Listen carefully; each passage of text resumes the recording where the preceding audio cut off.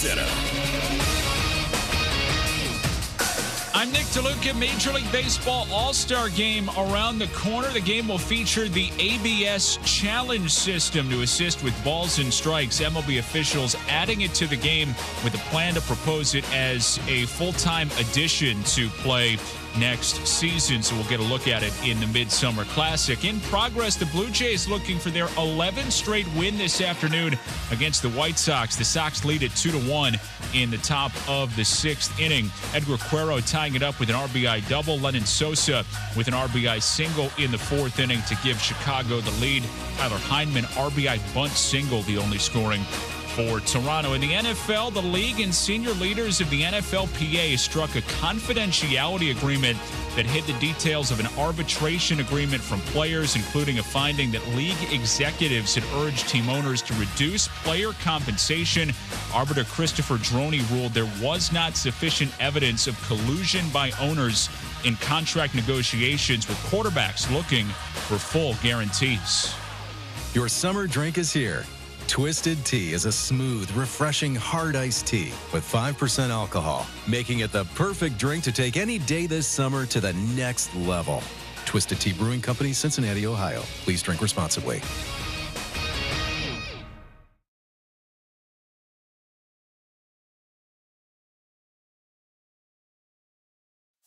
Matt Moscona. I'm very important. After further review. Say it one more time. After further review with Matt Moscona. And here we go. Live from the Mercedes-Benz of Baton Rouge studio. Let's ride! Woo!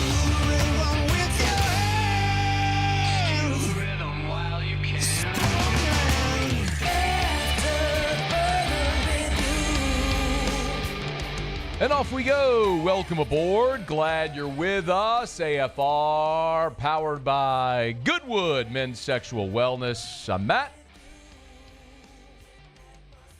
Love you, Matt. Paul O'Neill. They're chanting Paul O'Neill's name. Paul O'Neill. Muso.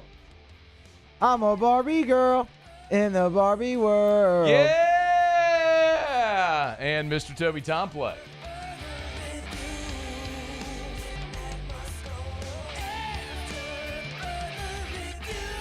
All right, we're here. Glad you are as well. Get out there, make it a good one. Oh, by the way, it's a hump day.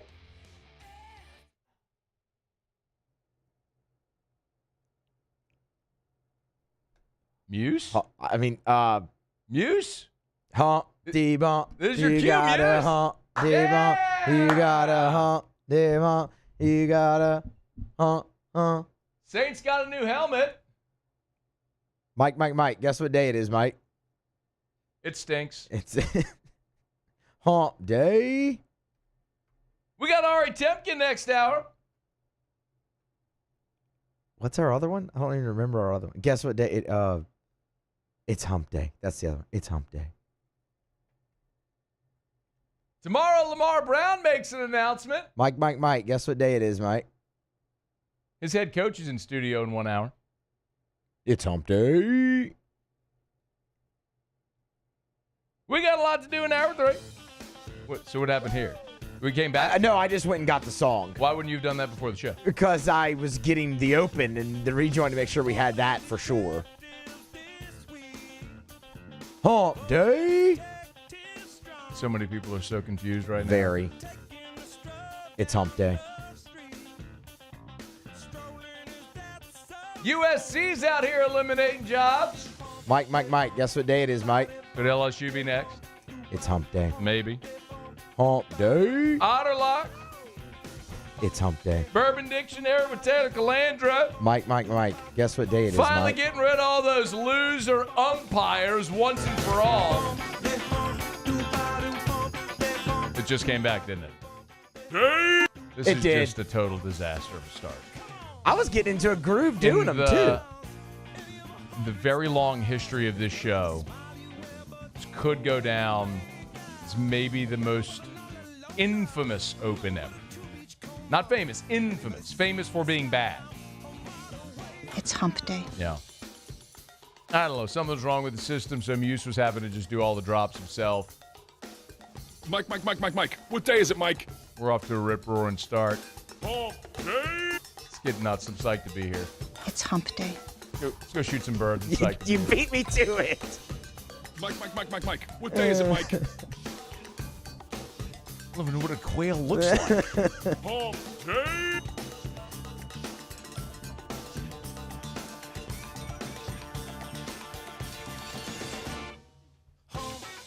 All right.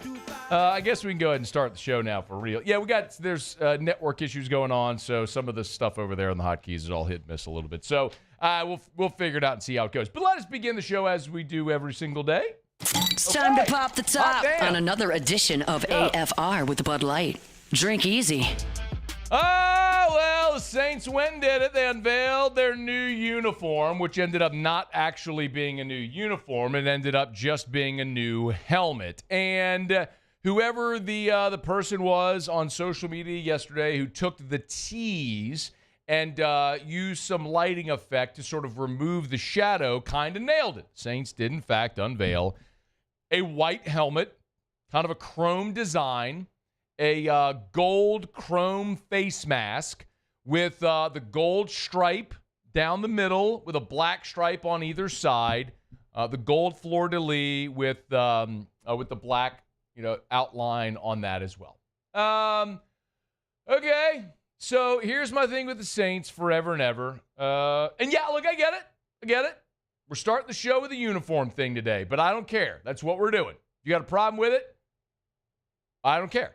So, we'll be at Media Days next week, and we'll have just an absolute avalanche of SEC football. Lamar Brown's committing somewhere tomorrow. We'll be talking about that. The MLB draft starts on Sunday. I get it. We got a lot to do. We got a lot to get to here in a bit. Larry Holder's, our buddy Larry Holder, Uncle Larry's back. Uncle Larry's back in 8 minutes from right now. He wrote a little blurb about Taysom Hill maybe being done in New Orleans. We get his take on that. He had to sit down with Arch Manning at the Passing Academy last week. Uncle Larry's covering sports collectibles and memorabilia now for The Athletic. So we'll talk to him about that. He's at Fanatics Fest. Got a lot to talk about with Uncle Larry coming up. But I'm going to start talking about this stupid helmet. And you know my feeling. I'm a traditionalist. When you have an iconic look. You're LSU, you wear the white jerseys at home, that's an iconic look, you do that thing. You're Notre Dame with your gold helmet, you don't mess with that. That's your iconic look. Southern Cal, iconic look. Penn State, iconic look. Do that thing. Green Bay Packers, Chicago Bears, do your thing. Dallas Cowboys, iconic look, do your thing. New York Yankees, Chicago Cubs, iconic look, do your thing. Dodgers, do your thing. The New Orleans Saints do not have an iconic look. So I'm okay with them changing things up to find something that looks good. So you find something good, looks good in an alternate uniform, great. But throughout its history, largely when the Saints have tried to do something different, they screw it up. The all-black uniforms are hideous. Like the black pants look like yoga pants, don't they? I mean, there's nothing on them. It's just they're all black with the little fleur-de-lis on the hip, kind of like a little hip tattoo, like the girl that would get a hip tattoo right above her bikini line so you could see it when you go to the beach, like that. That's what they have right there. That's what the Saints. Yoga pants with a little hip tattoo fleur-de-lis. That's what the black pants look like. They're awful. Burn them. Never wear them again. Saints try to do something really good with the color rush uniforms, which are beautiful. The font, the color, the old gold, the numeral font is awesome. The big gold stripe down the pant leg on the color rush, those are great. But then they screw it up by wearing a helmet that doesn't match. Different color gold. Stupid. So then they go and say, we do a black helmet. Great. Conceptually, awesome idea. I think the black helmet with the color rush would be great. But then you go do a black helmet and you make that stupid little descending stripe down the thing with the little fleur-de-lis in there, and you use the little bitty fleur-de-lis logo instead of just using the old black helmet with the white face mask and the big old gold fleur-de-lis, which look beautiful. You muck it up. Conceptually, they have a good idea, but they muck it up. Like, I don't know who does these who's in this department for New Orleans. Now, this thing isn't quite the abomination against the football gods, the disgrace, the embarrassment to the football gods that those stupid black helmets are. This is better than that. But even still in this, they didn't make it perfect. They used the small fleur-de-lis instead of the large fleur-de-lis, which is number one, which they should have done. Number two, the stripe down the middle They went with the stupid little fleur-de-lis again. Like, what? Can someone help me here? Get a picture of that, please. What is the fascination with the little fleur-de-lis repeating design in the stripe? Am I wrong here? It feels completely unnecessary. It's awful in the black helmet. That's not even an argument. Here it is. There it is right there. Look. Like, why? Why do you need that? Why can't we just have a solid gold stripe? I would have gone with the solid gold stripe. Of course you would. It's less noticeable on that one, though. So, okay. But, yeah, I don't understand it. And then in the white, instead of just going solid white helmet, they went with all these little gold speckles all through there. Why? I don't need the gold speckles. Stop trying so hard. Do the thing that's easy that we can all see. There, look at all the little gold speckles. What do you do with the little gold speckles? The gold dust. I was going to say, it's glitter. They just threw glitter at the helmet. Gold dust. Gold dust. I had to do it 3 times with Polyhamy, so when they go and edit it, I know they're gonna put that in the thing. I mean, it's not terrible, but I've had to lower my bar because they've been so bad at doing this for so long now. Like the expectation is like, like in horse jump equestrian events. What? Yeah. Like first the horse comes and there's just like the little bar they got to jump over, and then they go a little farther, and then a couple more bars, and they keep going, and then they get a little higher bar, and then they got to the horse really got to get going to get up and get over it, right? Kick them hind legs. Like I've gone if the Saints are the equestrian example, the Saints are the first little low bar. Like just hop over that little one, because if you can't, it's the Bozo the Clown grand prize game. It's the Saints are the first bucket. When even like the little 3-year-old, you give them the ping pong ball and they just place it right in there. Even they step over the line and they just put it in there. But somehow the Saints keep like bouncing the ball out of the bucket in the grand prize game. The real ones know what I'm talking about. I did like to wake up on weekday mornings and watch Bozo the Clown with the grand prize game, because sometimes like you win these cookies that looked really good. And like they win tickets to a Cubs game sometimes, and if you got it into the 10th bucket, you got a $100 bill and a Schwinn bicycle. Shout out to Bozo the Clown; he's a real one. You went from the Saints helmet to Bozo the Clown. Yep. Oh. With equestrian in the middle. With equestrian, that's true. Saints helmet to equestrian to Bozo the Clown. I do think it's going to look great with the color rush. Like I think that's going to be a great combination now. It already was a great combination. Now it's just. It was not a great combination. The color rush was. No, the color rush jersey pant. That's what I mean. But the whole uniform is the combination.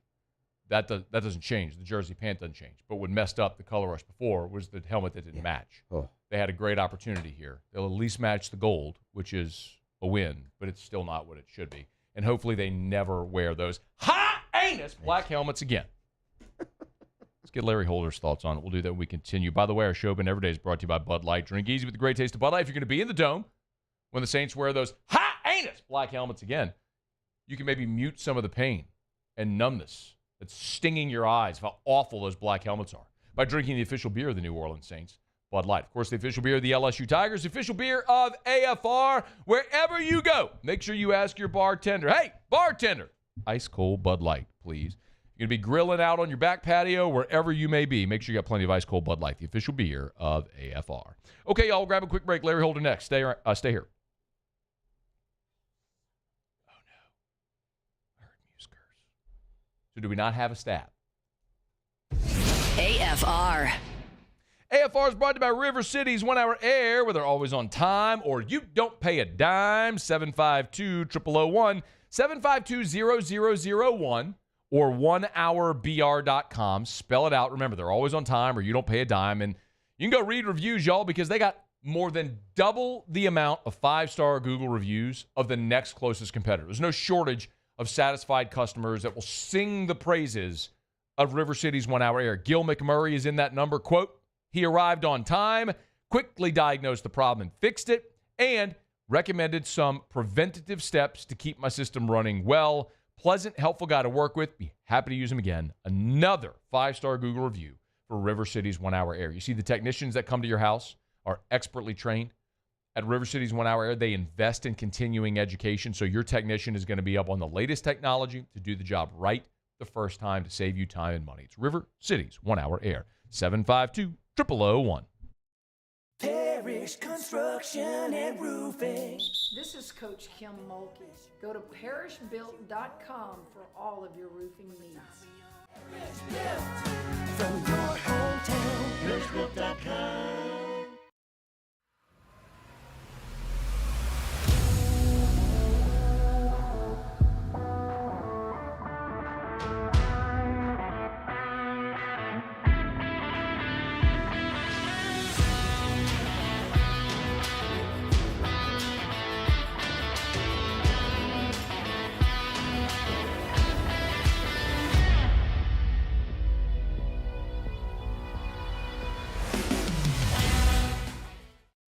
At Luba Workers' Comp, our journey began over 30 years ago with a simple belief. Our clients come first. At Luba, our business has always been focused on people, not policies. Through every success and challenge, we've continued to grow because we've stayed true to our values, committed to providing you with genuine dependability. Because your well-being is more than a priority. It's our purpose.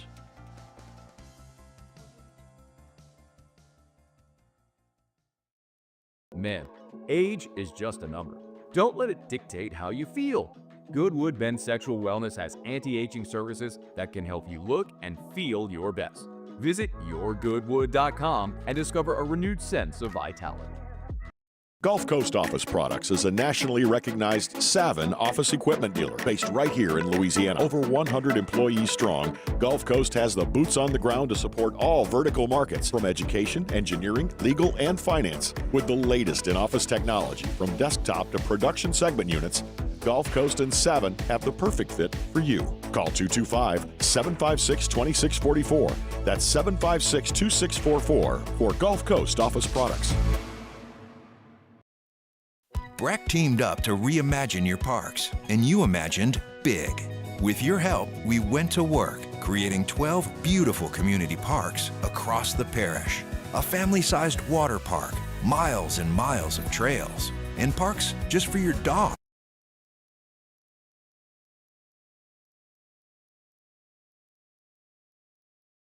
On the show. I mean, my gosh, dead of July, looking to fill some time. Let's call Larry.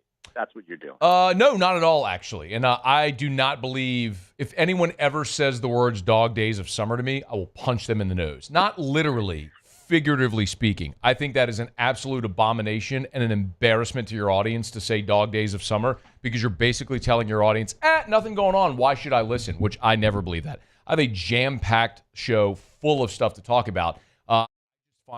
You've come onto my radar in life this week now twice. And I said, you know what? That's a sign from the radio gods that it's time to call Uncle Larry and get him back on the show. So thank you for your time, Larry. We appreciate you. Welcome back. I'm glad to be back, and I will say that I even remember it was the Polaroid Spectra System camera that took the picture of when you were doing the grand prize. Listen to my guy. See, I knew my guy would come through. So do you remember what the cookies were that you could win in the grand prize game? Remember, there was also Bozo the Clown's helper clown, whose name was Cookie, but there were these soft batch cookies that you could win, a big package of them. You get a 1 year supply. Excuse me, just Google the prizes from the Bozo the Clown grand prize game. I just remember, in the 10th one, you got the Schwinn bicycle and the $100 bill. You drop the $100 bill in there. In that 10th one, you hear the big sound effects. Yes, that's absolutely. Now the cookies, I'd forgotten about the cookies, but now it's I don't remember the brand, but I remember those now being a staple to that. Cubs and tickets. I always wondered, if the ping pong ball would bounce out, if you made it and it bounced out, would it still count? I don't know. It had to stay in. That was the thing. Brutal. Yeah, that is brutal. Do you remember the Boo Buckets at McDonald's when you could get a Happy Meal in a Boo Bucket? I do recall that as well. Yeah, I remember when you had those jail cell type things in the when you had the playground there with the Hamburglar. Yeah, the birthday parties that you have there on the play. But that's not what we're talking about. Stay focused here. Yeah. So we would go and get the Boo Buckets, right? And you'd have a one would be a white ghost, one would be an orange pumpkin, one would be a green witch. You follow? Well, we would get those Boo Buckets and we line them up, and we would use dice and we would recreate the grand prize game. But it's definitively easier, admittedly, to win the grand prize game at home when you have the boo bucket, which is much bigger than the little like cup that they used, and when you're throwing dice instead of a ping pong ball, which bounces out. So we had a lot more success at the Moscona family house recreation of the grand prize game than they did actually on the TV version of the grand prize game.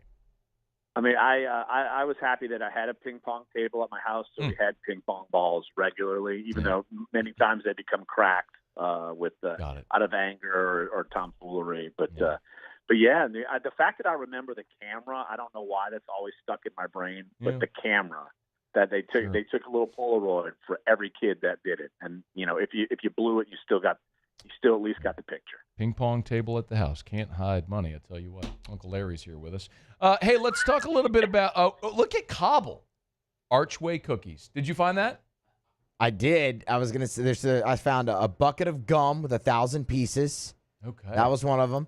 Archway cookies. Yeah, let's go. Schwinn bicycle. Yeah. A cash bonus, as you said as well. $100, the crisp $100 bill. Board games like Skip-Bo. Yeah. Skip-Bo games. and Ninja Turtle games. There was a wagon as well. They'd wheel a wagon of stuff. Okay. Yeah, buckets like 1 through 5, I see here. Yeah. They had, and then bucket 6. Man. Home viewer prizes. Bringing me right back. Yeah. Oh, my gosh. I want to go play right now. Don't you really? You want to go to that studio there in Chicago, Illinois? And it wasn't Chicago. It was a suburb. What was it? In suburb of Chicago where they did that. Anyway. I feel like the only one I know would be Aurora. I think it was Aurora. Is that what it says there, Muse? Like Wayne's World. Yeah, maybe that's just what's in my head is Aurora, Illinois, because Wayne gives out the address to the TV exec riding in the limo. Boy, we are really deviating here, and that's what happens when it's been a long time since Uncle Larry's been on the show. By the way, what's going on with your heathen children? Can you play the heathen child dropper? Do you have that? Hit it, please. We can, if you would. This is Uncle Larry's. We call him a heathen holder. Play that, please. You're a loser, man. Yeah, that's heathen holder. What's the update on heathen holder? How old is he now? This is hilarious. He's going to be a freshman at Brother Martin, and I'm good friends with one of the disciplinarians at Brother Martin, and he's a very regular listener, LSU alum. Yeah. And he had no idea until I told him that was my son Brady, who never ends up in a disciplinarian's office. He just knows him because we're good buddies. But yes, he was like, "You've got to be kidding me." He's like, "I've probably heard Brady 1,000 times in my life and never knew it was actually him." I'd love to get him in trouble with the disciplinarian before he starts. That's amazing. All right. I actually do have some sports stuff that I want to talk with you about. So I'm perusing the interwebs today, and over at The Athletic, there's a piece where all 32 NFL teams talked about maybe an interesting contract decision that's going to come up. And lo and behold, the one for the New Orleans Saints was penned by you, and it was about Taysom Hill. So let's walk a little bit through this. I know you don't cover the Saints day-to-day anymore, but you did this piece for this blurb for The Athletic. So let's talk a little bit, if we could, about Taysom's contract. Give us the 10,000-foot view of what people need to know about that contract. Well, to me, it was, as you did say, I don't cover them every day. So, I'm not like super in the know of like everything that's going on. But when given the assignment, I just, went and looked through it. And the fact that he is the top cap, number one on the highest salary cap figure on the Saints, to me was, it took me aback. And of course, you got to remember, because with Derek Carr off the books, in terms of that, I mean, who's the next top guy, and it's Taysom Hill. And but what's interesting to me is that obviously we do not know if he is even going to be able to play. But look, his $10 million salary, that is not guaranteed. So if the Saints were to say cut him, they could save that $10 million, and they would only be on the hook for $7 million in dead money. Now, look, obviously the Saints have been super loyal to Taysom Hill over the years. The team that believed in him and used him in all these different spots. But it's not like the Saints they're not in some big pressing need to make cap room for once in their life. Like it's pretty kind of bizarre to say that, but to me, just for that assignment. I mean, to me, it's the glaring contract thinking, man, this guy might not even play, and you're going to pay him all of this money, and he doesn't play, even though you don't have to. And what role does he have? And so, look, it's they don't have a ton of other big time crazy contracts like they used to. But given the assignment, that's the one that stuck out to me. Do you think that there's you did mention sort of like the loyalty because Taysom's been such a good member of the Saints, et cetera. Can you think of any precedent where the Saints would take that type of cap hit on an injured player, a veteran player, be out of what you just described, sort of out of loyalty? I don't know if it was necessarily maybe out of injury loyalty, but I know they this is back when like they were regularly in playoffs and when after fresh off Super Bowl, like it took a lot for them to say cut ties with someone like Jonathan Vilma, like Will Smith and players like that, Lance Moores and Roman Harper's, like that was. Yeah. It took a lot for them to do that, and then of course they were never going to cut Drew. It was basically going to be you walk on your own terms, and the same thing, not necessarily injury-wise, but the same thing's also going on with Cam Jordan. I mean, they're going to let him go out on his own terms, and his money's not as big as what it used to be, but still, he made plenty of money, and the production hasn't been as high. So, but no, injury-wise, I don't know how many are like this, especially now, given new regime, at least with the coach. And, I know the front office is still the same and a lot of the same mentalities. But, yeah, it's certainly something that, again, I look at the Taysom Hill thing, and as soon as the injury happened, I'm sure a lot of people, you included, said or can make the argument we'll never see him play for the Saints again. So, yeah, this is not something I would normally see injury related, maybe just nostalgia, and they've done enough for us like Cam Jordan, Vilma, those type of guys. Especially and maybe they see Taysom Hill in that same light that he's done so much for them that they feel like they owe it to him for as much as he's done. Yeah. Especially for a player that would be playing under a new head coach this year who may not value that role that he has played in New Orleans for so long. We just don't know that. So it's pretty ambiguous right now. Larry Holder is our guest, The Athletic. What would you do, by the way, if you were making the call? I need to know how healthy is he. When is he able to come back? I don't know if that's ever been given. I mean, if he was going to miss half the season, I'd probably cut ties with him. Yeah. It's almost certain, right? I mean, he starts the season on PUP, which means he misses the first 4 games minimum, right? So I would expect it to be long. Like if he was going to miss half of this season, I would cut ties and and move on. But again, that's me. I know Taysom Hill's been a big part of the team and a necessary part because the offense has been so poor the last 2 years. But to me, just football-wise, I would move on and figure something else out with the offense that you have. Larry Holder's with us. You got to sit down with Arch Manning over at the Manning Passing Academy. What were your big takeaways? Yeah, that's definitely the first time I've ever look. I've had plenty of colleagues. They were on the Arch Manning train and done stories with him, and I have not. So this is my first time ever really being around the kid, and certainly polished.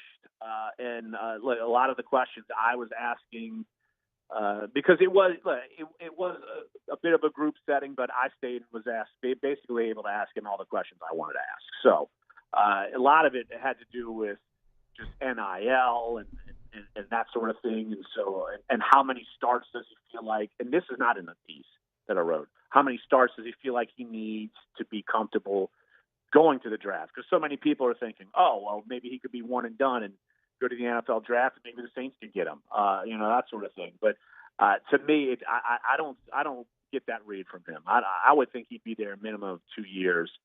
But also, I just think he's really, for as hyped as he is and the name he's got, and I think he's really a pretty down-to-earth kid. Like, that's just the impression that I got from him. And I've gone to this thing a lot of years and talked to a lot of the top quarterbacks and, guys who become stars. And some are, you could tell some of the ones who feel more comfortable in their own skin and some of them who don't. And I think Arch feels comfortable in his own skin. And I do think he feels like he has to prove something. Like, he has not arrived at all. Like, I feel like that he is someone who he knows the hype's there, but he's got to live up to it. And I don't know if he sees that, he's got to live up to it, but he's just got to play well. And he feels like he's got that in him, but like, it's got to be, he knows people have to see it to believe it as well. He's Larry Holder on Twitter, at Larry Holder, if you want to give him a follow there. The Athletic. Actually, your 9 to 5 now is writing about sports collectibles and memorabilia, which is a blossoming industry, or I guess a rebirth, really, of sports cards. Memorabilia has never really gone away. But what has been maybe the most enlightening thing for you in this transition in your career, now writing about that sort of silo? The money is seriously what? I can't believe how much money is being made and how much people are willing to spend on some of these top cards. And it's funny, two of the big cards that I've written about actually have local ties. One was the Paul Skeens card. That one, when it sold for $1.1 million to an 11-year-old kid who just got it out of a pack on Christmas. Isn't that crazy? And then another one was a Jaden Daniels 1-of-1 rookie card, where someone with the username of Dr. Moist Muffins was on a live stream on New Year's Day. God bless the internet. Spent $36 to get the rights to get all of the Commanders cards in this online break. And he hits this monster card, and all of a sudden, people are like bounty hunting him. Like Alexis Ohanian, who is the co-founder of Reddit, and Serena Williams' husband, had a $200K bounty on the card. Jeez. And so the card ends up selling for like $300,000 or maybe like $350,000. And it wasn't until Alexis Ohanian. And so then I just went to Fanatics Fest, which was this monster deal. Big. It's not just cards, but monster athletes everywhere. It was one of the craziest things I've ever been to. But the owner of the Commanders buys that card that Dr. Moist Muffins hit, and he sold it to someone else, and he bought it from the person who bought it from Dr. Moist Muffins live on stage for $500,000. Jade Daniels standing there. Like, the money that's flying around is wild. Like, it's one of the reasons why we cover it, because it's such a monster business. And it's almost like I have a midlife career crisis of what I'm doing, but it's really fascinating. And I mean, it's like you're writing fun stories, and then I'm writing stories about fake Lionel Messi autographs on top cards, and maybe the brother signs them in this big monster controversy. So, there's good and bad with this thing. He goes by Dr. Moist Muffins on social media, or you just call him Larry Holder. He's at Larry Holder on Twitter. We always appreciate the time. Tell your little heathen son that we said hello, and we're still here, chump. Oh, he knows. He knows you're still there. You're damn right. But his voice is much deeper now as a 14-year-old. We talked about maybe getting him in studio to be like, let's relive it and see if he actually has just like one of those voice crack moments, like, you're a loser, man. Like some low, some high. Let me give you a quick thing that he gets embarrassed about now that his friends have found on the internet, and it's my pulmonary story of on the internet, and that is thrown in his face now. Just to heads Did up. we put it on the internet? Yes. So good. For those that don't remember the story, I could give a very brief Cliff's Notes version. Larry accidentally dialed pulmonary while performing with his wife, and so one can only assume that pulmonary was listening. We don't know this for a fact. I just knew it happened. Yeah, and we told that story on air, and apparently posted it on air. I need to ask my wife Paul. found out I said the story on air because you posted it. What do you think I we're got gonna in a little bit of. Well, I mean, I know, but I got a little bit of trouble because I didn't tell her I was saying that story. Well, whatever. You live, you learn. It's life. Whatever. Thank you for the time. It's great to talk. Tell the heathen we said hello. Always good catching up with All right, man. We'll see you. That's Larry Holder. It's After Further Review. Brought to you by South Point Volkswagen, southpointvw.com. New and certified pre-owned in Baton Rouge and online at southpointvw.com. Southpointvw.com. If you're in the market for a new vehicle or might soon be in the market for a new vehicle, remember our friends at South Point Volkswagen, Louisiana's largest volume Volkswagen dealer. Worried about tariffs and all that stuff? Don't. South Point Volkswagen. The V-Dubs are manufactured at their Chattanooga, Tennessee plant. So because you're supporting American jobs, you're manufactured right here in the U.S. of A. You don't have to worry about tariffs. It's going to be it's a great opportunity. Go purchase new Atlas Cross Sport. You search their certified pre-owned inventory as well, all at the website, southpointvw.com. South Point Volkswagen, what's your direction? Okay, y'all, we're going to go around the SEC when we come back. Taylor Calandro will be here for a little Bourbon Dictionary in about 15 minutes or so. And then at the top of hour number 2, about 25 minutes, we'll chat with Andy Martin, U-High head coach, as Lamar Brown just about less than 24 hours away from making his college announcement. Stay here. It's AFR. After further review.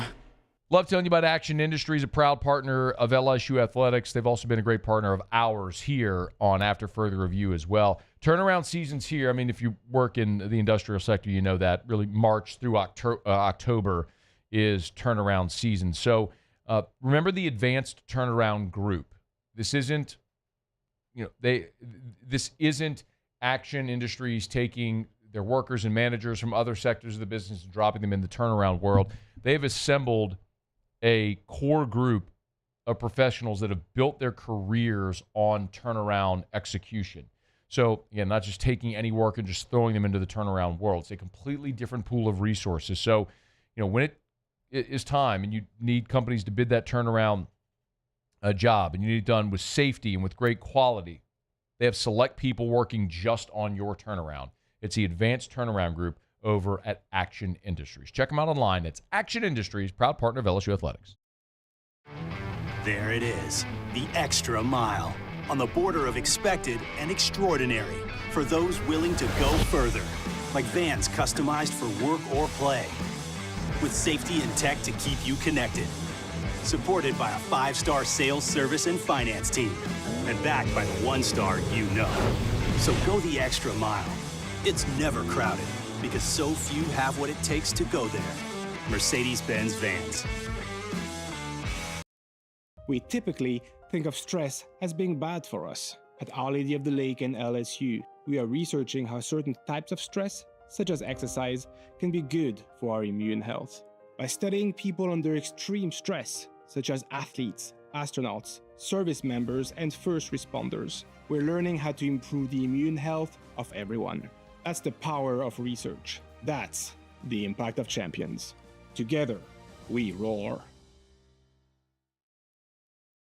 At Atmos Energy, our smart choice solutions help customers save energy and emissions with rebates up to $500 off high-efficiency natural gas appliances, smart thermostats, and weatherization upgrades. Together, we're fueling our energy future.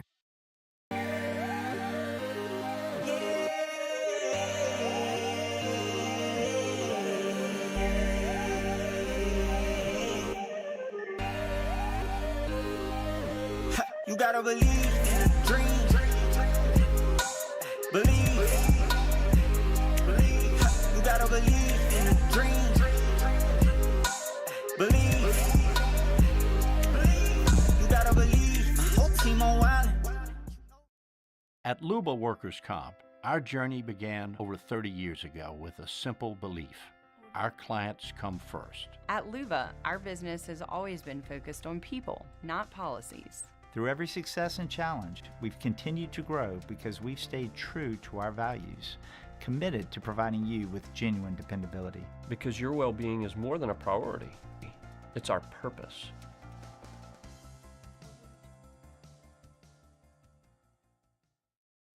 At Ochsner, we know healing is a team sport.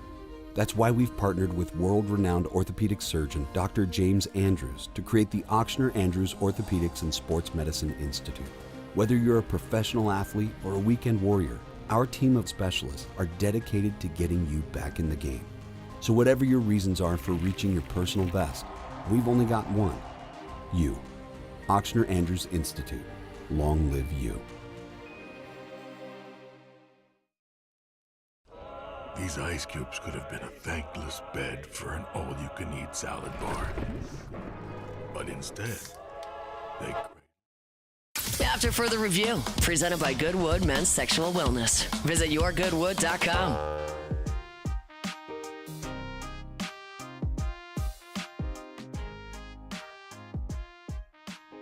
It's always a big shout out. Goodwood Men's Sexual Wellness. Visit yourgoodwood.com. You want to change your life, talking about the way you feel each and every day.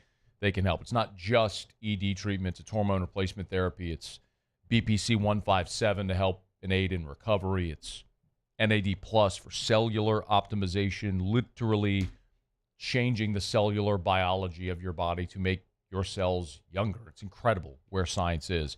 And Goodwood Men's Sexual Wellness can help. Yourgoodwood.com, yourgoodwood.com. Even if you're outside of Baton Rouge, they can ship your medicine anywhere in the country. Lowest prices, never any contracts. Yourgoodwood.com. We'll go around the SEC here in just a quick second. There was a pretty familiar refrain. Next, about a little less than an hour from now, our buddy Ari Temkin is going to join us. He's covered the Big 12 for a lot of years. And Big 12 Media Day is going on. And there's a pretty familiar refrain. It's funny when every coach that takes part in a roundtable keeps using the same phrase. You know, they all had their talking points and their marching orders. And it was all talking about NIL, rev share, and how unfair it is right now with the haves and the have-nots. But some teams front-loading contracts, so not everybody's playing by the rules with the $20.5 million. Shocker. That programs with sincere financial advantages have found ways to maximize their sincere financial advantages. I don't know if this is going to change, but we'll have Ari with us next hour. Play Scott Satterfield. This was Scott Satterfield at Big 12 Media Days. Having some boundaries about what we have to do and what we can't do. I think sometimes, we sit here and talk and we're in the profession and we don't even know the rules. I mean, It's difficult. Yeah. And it's ever changing. And there's not anything that's been very stable over the last, since 2020. Mm-hmm. The things have changed so much and so fast. So hopefully we can, garner this and set some boundaries, some rules, and then there are going to be some, ramifications if someone does break the rules. Yeah. Don't hold your breath, Scott. Just lament the fact that you coach at Cincinnati. And if one day you're fortunate enough to do well at Cincinnati and get a better job, then you won't be sitting there saying, we don't know the rules. You'll be sitting there going, hey, that's just the way it is because we've got more resources and you'll lean into them. It's just the way it's always going to be. But anyway, Ari's there. We'll talk to Ari here in about 45 minutes. All right, we're glad to have you hanging out with us here. We do it every day about this time. Let's go around the SEC. Around the SEC, bringing you the biggest news from the nation's best conference. The Auburn Tigers. Told you yesterday that Auburn redshirt freshman linebacker DJ Barber was arrested during a traffic stop. There was probable cause. They found marijuana, scales, $2 grand in cash, a handgun in the vehicle. Not good. Well, clearly Auburn didn't like that either. He's been dismissed from the team. DJ Barber, his Auburn career over. The Ole Miss Rebels. The Atlanta Falcons are hiring away Ole Miss staffer, director of player personnel, Alex Brown. Matt Zenitz was the first to have it. 1 year with the Rebs. Prior to that, Brown was over at SMU as their director of scouting and also their general manager. So Alex Brown leaving just a couple days after LSU plucked away an Ole Miss staffer as well. The Tennessee Volunteers. Linebacker Braden Rouse has committed to Tennessee. He's a 4-star for the class of 2026 out of Marietta, Georgia. Picked the Vols over Texas, Bama, Michigan, and others. 6'2.5", 220-pounder, the number 68 overall prospect in the country, the 4th best linebacker. He's Tennessee's 19th commit for the class. The Texas Longhorns. And rising senior pitchers Luke Harrison, Max Grubbs, and Ruger Riojas will all forego the MLB draft. They will all return to Texas for the 2026 season. Horns 24/7 was the first with the report. They combined to throw 196 innings for the Longhorns this past year. It was 38% of their innings for the team that won the SEC regular season championship. So significant news there for Jim Schlossnagel's staff as 3 of his biggest arms are coming back. All right, there you have it. That is Around the SEC. We're brought to you by Parish Restoration, parishrestoration.com. Kill mold, remove odor, parishrestoration.com. Remember, they'll spray that patented non-toxic dry fog. It means you're not cutting sheetrock, you're not pulling up carpet, anything like that. It is a dry fog, so it's safe for your carpet, your furniture, your walls, your plants, your pets, all of it. They'll come in, they'll spray, close up all the windows and doors. They'll let that fog dwell. As soon as it dissipates, boom, you're back in free and clear. They can do your home in less than half a day. ParishRestoration.com, ParishRestoration.com for that patented non-toxic dry fog. More cost-effective, more effective, more efficient. It's Parish Restoration. All right, y'all. It's after further review. Glad you're hanging out with us here. We'll grab our final break of hour number one. We'll come back, do a little Bourbon Dictionary. Taylor Calandro will be here. So if you've got booze questions, get them in. We'll look forward to that. And then Andy Martin, U-High head coach, will be with us in studio in about 15 minutes as one of his prized pupils there, Lamar Brown, set to make his commitment on Thursday over at U-High. Bourbon Dictionary is next. AFR. Man, if you're a business owner, just because it's July 9th, you might be on vacation at the beach, doesn't mean your business ever stops. If you need to find productivity in your business, you need to find the right people. And if you're struggling to find the right people, I got the solution. It's Glow Resources. Give Jareth Knockan and his team over at Glow Resources a call. So fired up for him.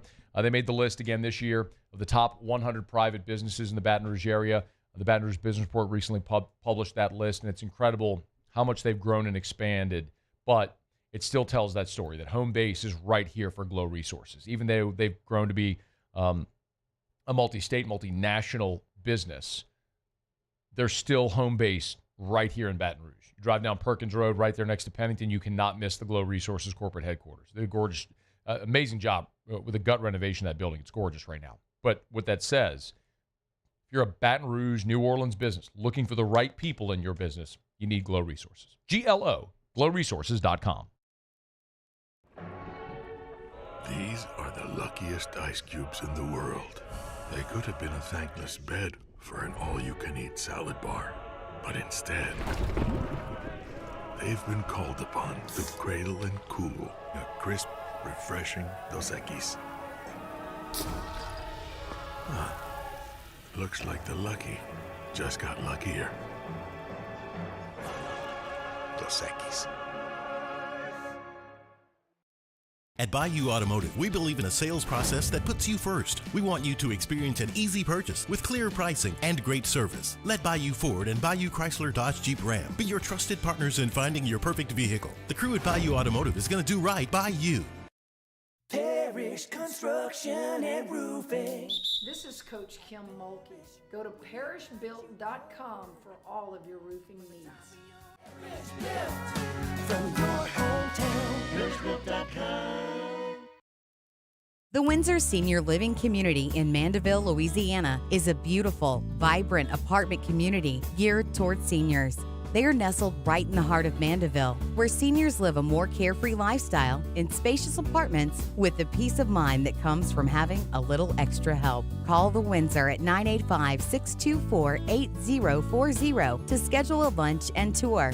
Come see how the Windsor can be your passport to peace of mind. ED, low T, or simply seeking to optimize your health and performance? Goodwood Men's Sexual Wellness offers a range of discreet services to address your specific needs. We empower men to reclaim their health and confidence. Visit yourgoodwood.com. At Luba Workers Comp, our journey began over 30 years ago with a simple belief. Our clients come first. At Luba, our business has always been focused on people, not policies. Through every success and challenge, we've continued to grow because we've stayed true to our values, committed to providing you with genuine dependability. Because your well-being is more than a priority. It's our purpose.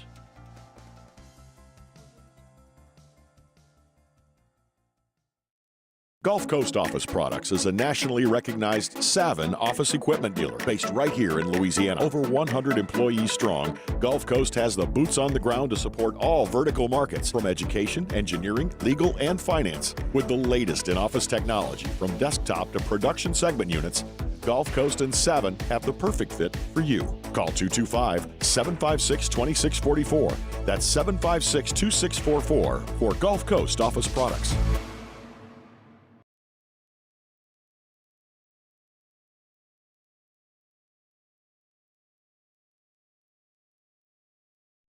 After further review, presented by Goodwood Men's Sexual Wellness. Visit yourgoodwood.com.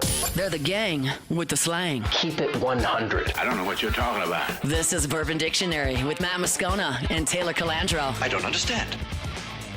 Wrapping up hour number 1. Get your booze questions in. Email us, tweet us, text us, 225-396-4400, 396-4400, 396-4400. Taylor's here. How are you, dude? Good, man. How are you? Man, I'm doing awesome. Freaking fired up. Being in Atlanta next week for media days, and I'm going to Mexico. So, really good. What should I drink in Mexico? How about you bring some Parish Actius Luna with you? Oh, I don't think I'm gonna do that. I don't think you can fly with your own booze. Sure, you can. Oh, you put it in a suitcase? Oh yeah, I do it all the time. Should I? You just don't tell anybody. Yeah, but should you put beer in a suitcase? Yeah, I've done it before, man. Now, I will warn you. I have had one explode on me. That seems like the detriment here. I've done it a bunch, and I've had one beer, and I'll never forget this either. It was a Cigar City Highlight, and it was like the shortest trip ever. I've flown across the world with beer in my suitcase, and I had a problem. I had a flight from like Tampa to New Orleans, and a beer busted on me. So it's only happened one time. It feels like there's something you could do to prevent against that ruining everything else in your suitcase. Like, I don't know if you put it in a Ziploc bag, but something that would prevent it from being messy. Yeah. Yeah, and that's what you do. You just take the chance, man. Yeah, but real talk, man, I'm going to be packing like a whole bunch of sneakers. So given the choice between packing sneakers or beer, I'll buy my beer there, andLl just bring this. You need to be buying tequila in Mexico. Well, that was really my question, is what should I be getting? So you tell me what I should be buying down there. The world is yours, man. And I haven't been to Mexico in forever, but I'm sure you can trip over some pretty sweet tequila there that you can't. Mexico doesn't like to send us tequila. They like to keep it. Why? Believe it or not. I don't know. We send a bunch of liquid out of the United States. We probably send more liquid out than we consume. But Mexico likes to keep their stuff. So you can find a lot of stuff that's just in Mexico, especially tequila. Okay. All right. Get your questions in for us. Email us, tweet us, text your questions, 225-396-4400, 396-4400. Anything new? Well, Parish Actius Luna, I got asked about it on here 2 weeks ago. It's the triple IPA, one of the triple IPAs from Parish. Yeah. And if you haven't had it, it's not super citrusy. It's more green, more grassy. It's not a big citrus bomb like normal Parish beers, which I like. It's got a nice little bite to it. I think Sean might have been the one who asked that. He did just get in a question on the text line. He said, ask Taylor, any good breweries in Arkansas or Missouri? Any you know of? Missouri has a few. Side Project in St. Louis. Really, I'm sure they've gotten a lot bigger. But they used to be really small batch. Did a lot of wild fermentation, fruited sours, stouts. They do IPAs. They do everything. But Side Project, Katy Beer, I think Blue Jackets in Missouri, and then like in Arkansas. I'm trying to think that there's one brewery that I really like. It's in I can't remember the name of it. It's in Hot Springs, I think, but I can't remember the name of it. There's not a ton of beer in Arkansas. If you remember, text me or let me know. We'll throw it out there on air when we're done. Let's see. Scott said, ask Taylor, thoughts on the High West Boar Rye? Boo Rye. Do you say Boo Rye or Boar Rye? I say Boo Rye. I don't even know how you're supposed to say it. I don't know either. I say Boo Rye. And I probably mispronounced half the labels on the shelf. I like it. It's been around forever. It's been years since I've had it, but from what I remember, it's a solid little pour. Yeah, it's obviously combining bourbon and rye. So that's what I said. Yeah. I've always said Boo Rye, but then I thought maybe I was corrected to say Burr Rye, like you're saying bourbon rye, Burr Rye. I didn't even look at it that way. Yeah, I know. Different brains. Yeah, it's like it's got like a deer antler on the bottle. Yeah. So and in the industry, it's called Boo Rye. So okay, yeah, that's what I think. I have no idea. Yeah, I think everything I've had from High West has generally been really good. Yeah, and they do good blends. I mean, and then that's a blend, obviously, and most of their blended stuff's pretty good. So you got one more. Brad said, I asked Taylor, what's a good budget on dark tequila? A good budget, man. That's a good question. It can start at $50, and I mean, you can run up something $2,000-$3,000. I would say a good solid budget for if you want a really good dark tequila, 75 to. You know what? I 130. think I'm sorry. I misread his question. He's asking for like a budget dark tequila. Like if you want something a cheap dark tequila that's good, that's what he's asking. I misread the question. Sorry. Okay, if you can find Lunazul, I think it's Lunazul, I can't remember now, but it's extra añejo finished in Elijah Craig barrel. It's like $50. Okay. And it's hard to find an extra añejo cheaper than $75, but that's one of them. Taylor Calandro from Calandro's. Y'all get on by and see him over there. If you got questions, just ask for him over there on Government Street. Thank you, dude. See you, Matt. All right, man. Be well. We're brought to you by Evamore, EVA-MOR. You're going to be drinking beer and tequila. Wash it down with some delicious Evamore, EVA-MOR. Better form of hydration, a Louisiana product that's delicious. They got it everywhere and online at evamore.com. Evamore.com. Hour 2 coming up right after Sports Center. AFR. Back open over at Supper Club. Oh, I'm craving some Supper Club. I'm going to have to get by there when we get back from SEC Media Days. It's never, ever, ever a bad time to go to Supper Club. And being that it's summer, something Brandon told me the first time I ever walked into Supper Club and sat down with Brandon and Mackenzie and Leighton and the whole crew. He said, you know, a hot dog tastes better at a ballpark. A margarita tastes better at a beach. A steak tastes better at Supper Club. And it's so true for a variety of different reasons. First and foremost, obviously, is the fact that they just have amazing quality steaks. Like we've talked to you about the Omi beef and the herb beef and some of the finest Wagyu you'll find in the world, and even the USDA prime cuts of meat as well. But when you walk in the ambiance of Supper Club, you'll just understand. You want an experience, you want Supper Club. Get your reservation, supperclubbtr.com. Baton Rouge's home for real rock. It's Eagle 98.1. Foo Fighters. Led Zeppelin. AC/DC. Pearl Jam. And the flagship home for LSU sports. Take us anywhere with the Eagle 98.1 app. Eagle 98.1 is the rock station. There it is, the extra mile, on the border of expected and extraordinary, for those willing to go further, like vans customized for work or play, with safety and tech to keep you connected, supported by a 5-star sales, service, and finance team, and backed by the 1-star you know. So go the extra mile. It's never crowded, because so few have what it takes to go there. Mercedes-Benz Vans. Man, age is just a number. Don't let it dictate how you feel. Goodwood Men's Sexual Wellness has anti-aging services that can help you look and feel your best. Visit yourgoodwood.com and discover a renewed sense of vitality. Breck teamed up to reimagine your parks, and you imagined big. With your help, we went to work, creating 12 beautiful community parks across the parish. A family-sized water park, miles and miles of trails, and parks just for your dogs. There are more places to splash, to explore, to run wild, and even soar. You imagined, we delivered. Gold. Breck, your #1 park system in the nation. At Sunshine, we know what you see when you look at your land. Where others may see dirt, you see the foundation you've built your life on. This, it's hallowed ground. It's past, present, and future. We're proud to provide quality John Deere equipment to help you maintain the land you love. Check out our current promotions and learn more about what it means to be powered by sunshine at sunequip.com. These are the luckiest ice cubes in the world. They could have been a thankless bed for an all-you-can-eat salad bar. But instead, they've been called upon to cradle and cool a crisp, refreshing Dos Equis. Looks like the lucky just got luckier. Dos Equis.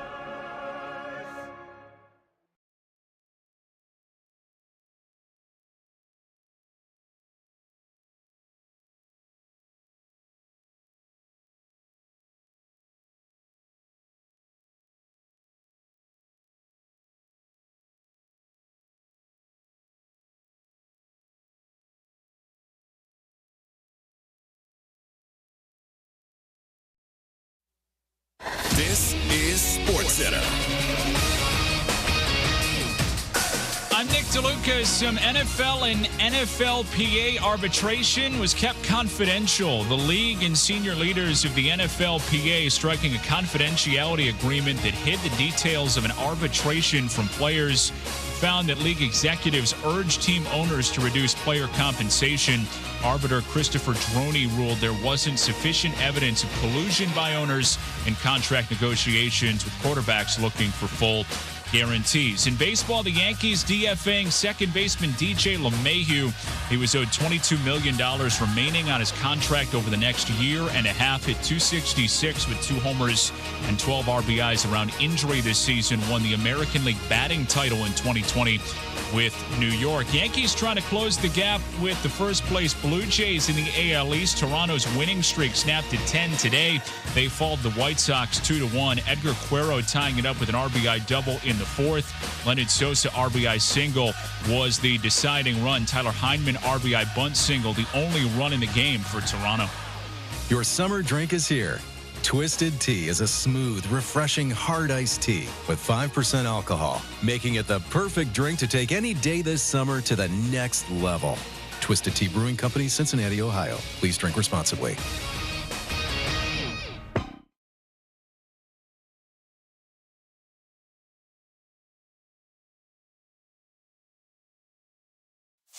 Matt Moscona. I'm very important. After further review. Say one more time. After further review with Matt Moscona. And here we go.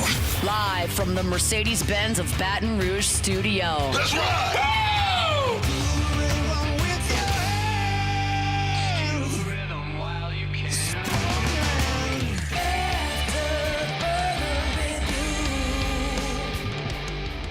Hour 2, off we go. Welcome aboard. Glad you're with us. AFR, presented by Goodwood Men's Sexual Wellness. I'm Matt.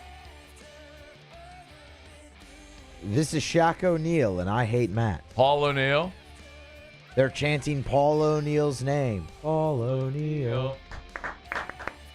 Muso. I'm a Barbie girl in the Barbie world. You heard him say it, Paulie. You heard him say it, didn't you? Finally admits it after all these years. And Mr. Toby Tomplay.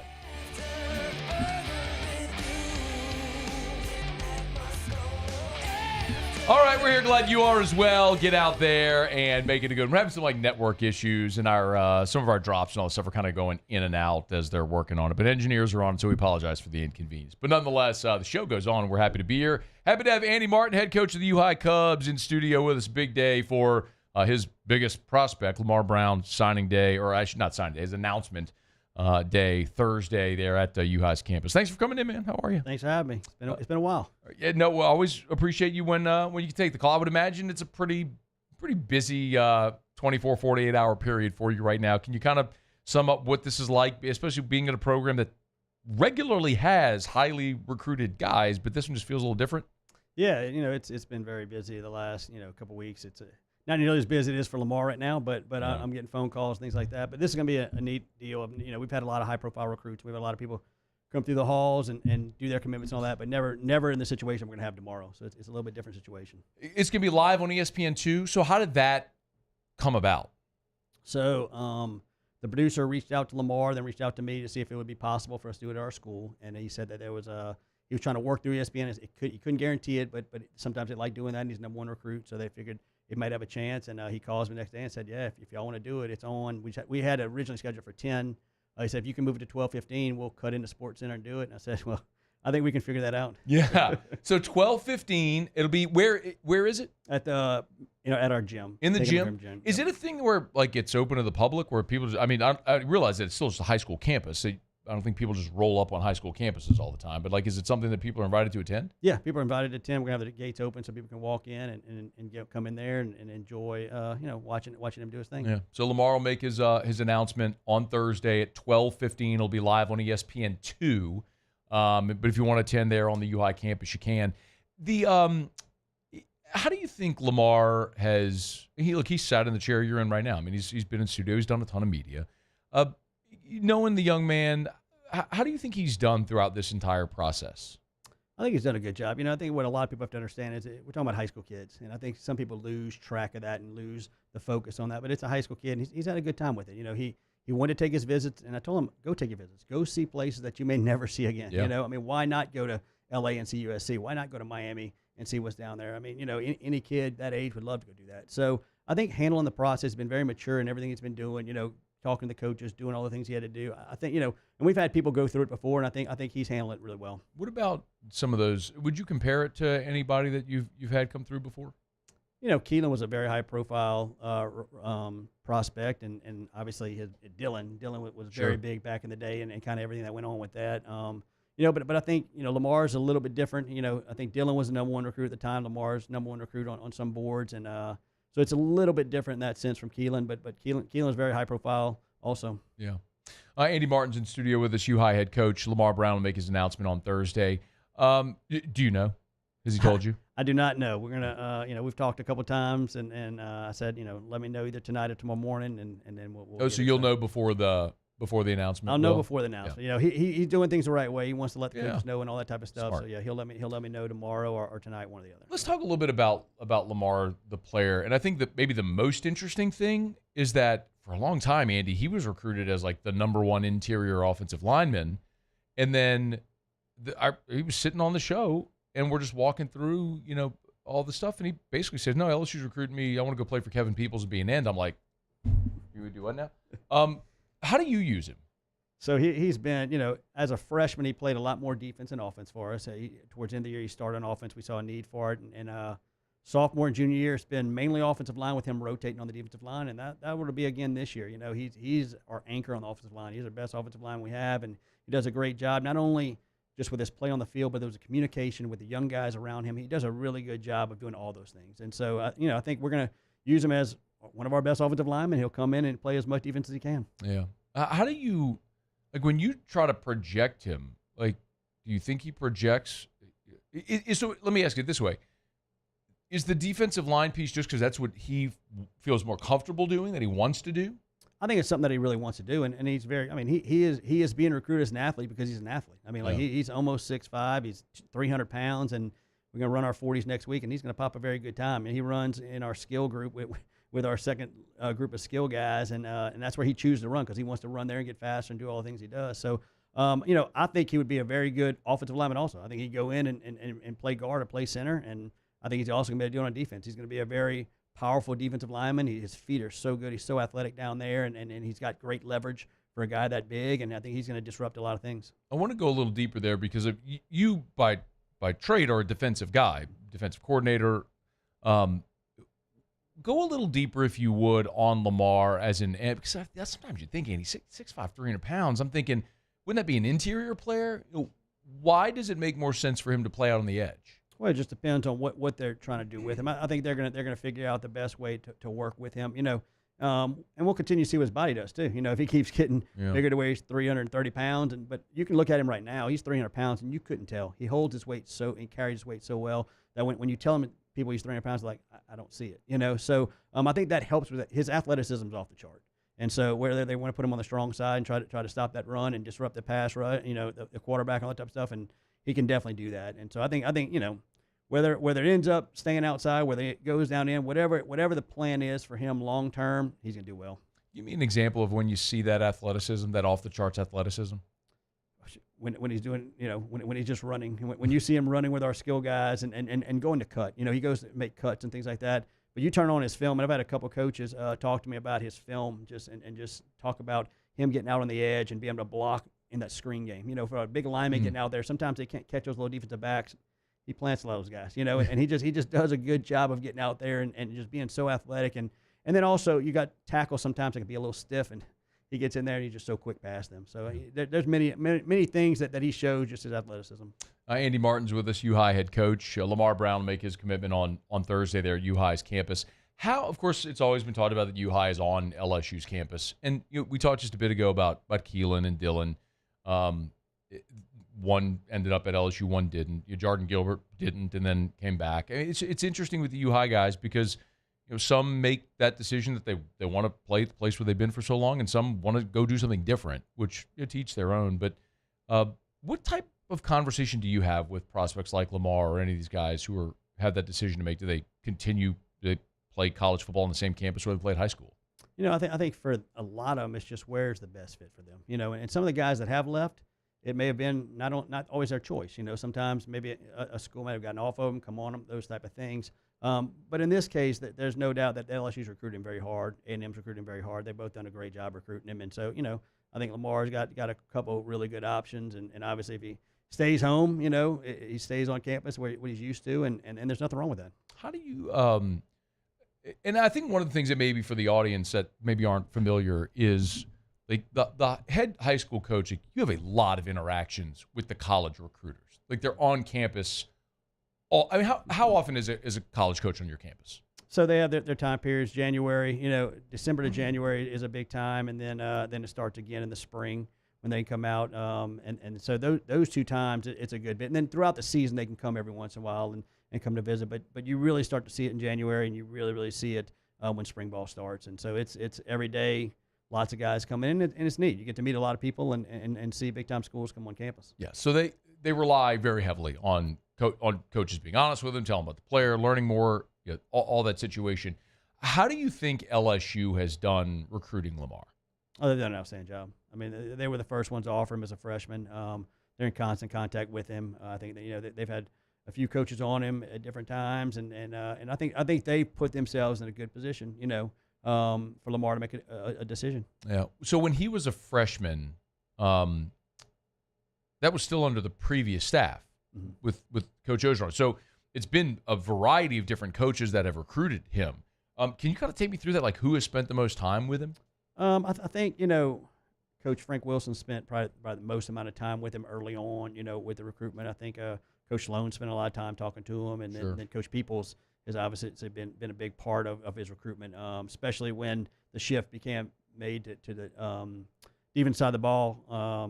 So I think those have been the 3 biggest. Coach Davis was in it before when it was kind of the offensive part, and then whenever it switched over, it became Coach Peoples. But I think the consistent one's been Coach Wilson the entire time. Yeah. Boy, Frank Wilson's as good as they come in the game when it comes to recruiting. We're going to grab a quick break. Good to stay for another segment? Yep, I'm good. Andy Martin's with us, U-High head coach. Lamar Brown's going to make his announcement on Thursday. Good enough to have Coach Martin in studio with us. So let's knock out a quick break. Our Hump Day shows are brought to you by Goodwood Men's Sexual Wellness. Visit yourgoodwood.com, yourgoodwood.com. We'll knock out a break. We'll continue on AFR. AFR. Brought by the Watermark and the Renaissance Hotel, 2 amazing hotel properties in Baton Rouge. Watermark downtown, Renaissance Southtown. Southtown's right there on Bluebonnet. Of course, right across from the Mall of Louisiana and Perkins Row. Actually, my buddy Joe Lisi, who's been a good friend of the show for a lot of years, in town. His daughter is enrolling as a freshman at LSU. He's there dropping her off for orientation today. We had lunch. He was driving back. Told me staying right there at the Renaissance Hotel here in Baton Rouge. So from out of town, you have friends, relatives coming in town. Maybe you're starting to think about LSU football games for the fall. If you're traveling into Baton Rouge, book those reservations now for the Renaissance. Remember, the Friday before every home game, the LSU football team stays at Renaissance Baton Rouge. So you want to stay where the Tigers stay, you could stay at Renaissance Baton Rouge the Friday before every LSU game this year. Of course, the Watermark downtown as well. It's Watermark and Renaissance Baton Rouge. At Atmos Energy, our Smart Choice solutions help customers save energy and emissions with rebates up to $500 off high-efficiency natural gas appliances, smart thermostats, and fueling our energy. 15 Central Time there on the U-High campus. It will be open to the public, so if you want to attend, you could certainly do that. You expect to have a lot of students there?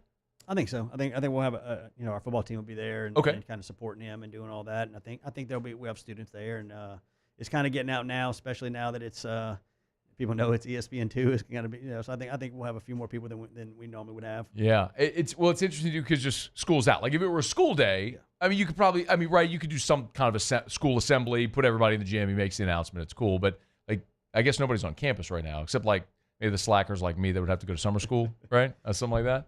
We'll talk a little bit about Lamar, the person as well, because we could put on, like you talked, we could look at the highlights and the film and all that stuff of Lamar, the football player. But what about Lamar Brown, the person? What's it like coaching that young man? He is a very coachable player. Number one, he's just a good kid. I mean, like really, really good kid. I mean, he takes the coaching. He, pretty quiet if you kind of just don't know him. But then his teammates get to know him, and once you get to know him and all that type of stuff. But what I love about him is being such a good player. You're going to see him working the hardest, which is what you want, and you try to preach on all your teams. Is if you can get your best guys working the hardest, you're going to have a special team. He's one of our hardest workers. I love to watch him interact with the younger guys. The guys attract to him. They navigate to him, and watching him work with the younger linemen, watching him, the patience that he has, talking to them, getting them up to speed, all those type of things are the little things that he has, little intangibles that he has that makes him a special player. Is that common with your best players? It can be. It can be. We've had it. We've had it sometimes. Sometimes we haven't. You know. So I think he's one of the ones that when you do get him and you get a talent like that and a guy that's gonna set the example, gonna be the guy that's working the hardest, gonna be the guy that's doing things the right way on and off the field. You want to definitely point that out because you want young guys trying to emulate that. Yeah. It's interesting too because you were talking about how he's been an anchor for the Cubs on the offensive line. 'Cause it's where you need him, but he wants to play defense, which is what he's projecting at the next level. I'd imagine that's got to be difficult for a guy like that. Maybe typically, maybe I'm wrong, I don't know, but it would stand to reason like if you're a guy like that's that highly recruited, you do what you want to do, and if you want to play defense, you play defense. So what were those conversations like with him to play offensive line when he is projecting himself on the defensive side? That's one of the biggest things that shows about his character because he's a team-first guy, and he knows that we got a couple guys that'll be doing that this year that are going to be offensive linemen for us, and one kid's committed on defense. He's going to start an offensive line, and he's been the example for that. That's helped out with that because guys understand that. Look, we got to do what's best for the team, and for us, to be successful, he's going to have to play a lot of ball on offense. And then when he's conditioned enough, when that heat breaks a little bit, and we can get as many reps as we can out of him on defense. Is it tempting as a defensive guy to be like, man, I'd love to get 60 snaps on the defensive side of the ball out of him? I'd love to have that. That would definitely be awesome. But we need him on both. And so, we try to – I think we have a pretty good system in what we do and trying to get him on the field on both sides of the ball and trying to monitor him throughout the game as to, all right, are you starting to feel a little bit? All right, we'll back off some reps on defense and kind of make sure that you can go on offense. Do you have a comp for Lamar? I know people always ask that question, but just when you look at the body style and the style of play? I really don't. I don't know. I don't know where to compare him because so much of what I see on him is offensive line stuff, and kind of the way he's moving.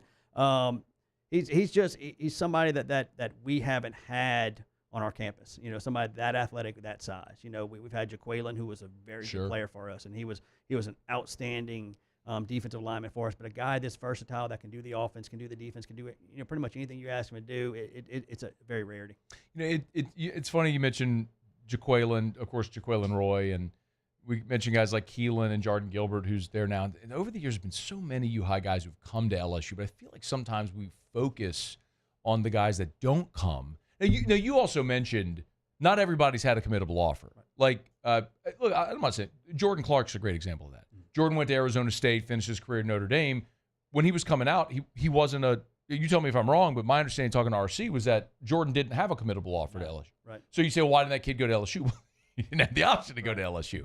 But, I mean, do you see that a little bit about maybe sometimes the perception about the U-High guys that choose not to go to LSU? Oh, yeah, I see it all the time. I mean, people are always saying things about U-High guys are always going to go somewhere else. They're not going to choose LSU. They've been on the campus all their life, and they're going somewhere else, which I don't think that's necessarily the case. I think that's just a misconception because you see a couple big guys that did leave. And like I said, there's been guys that did leave, the Christian Harrises, even the Jordan Gilberts, not necessarily the committable offer for LSU in the beginning. And so I think that's a misconception. I'm glad you brought up Jordan because I wrote down, I wanted to ask you about both Jordan and Keelan as well. That's another thing about Jordan that I think people probably don't realize. Like, he basically played with one arm last year. Exactly. He dislocated, for those who don't know, he dislocated his shoulder, and he played the rest of the season with a harness and basically played with one arm. And it was rough, but I respect tremendously the fact that he did it. Do you talk to Jordan much? Oh, we talk a good bit. He actually interned with us in the spring, so we got to see him a lot. You think he's a future coach? Is it something he wants to do? Or he's just kind of trying it out? He had to do it for a class, but he did a great job with us. I tell you what, he could do a really good job. He had a great just interaction with the kids and all that type of stuff. He was injured, so he kind of had the brace on and all that, and he finally got out of it as we get going. But, yeah, I talked to Jordan a good bit. Yeah, I mean, he missed spring as he was recovering from shoulder surgery. So, like, look, everyone knows safety was a struggle for LSU a year ago. It was probably the weakest spot on the defense, but that was you had a safety playing with one arm. That's a big reason why. But when he is healthy and right, what do you think an expectation is for Jordan this year? I think Jordan's going to have a great year. I really do. You know, even talking to their coach, stuff like that, and he did this at U-High too. He was such a good leader. He really was. He was a great leader on the field. He knew the game. He knew how to position everybody and get everybody in the right spots. And talking to the coaches and Coach Baker over there, Jordan's doing the same thing, and that's what they love about him. They love his leadership. They love what he does, and he's played a lot of football. He played a lot of football at A&M. He's played a lot of football at LSU. I can't wait to see him this year healthy. Yeah. Do you think is he more strong or free?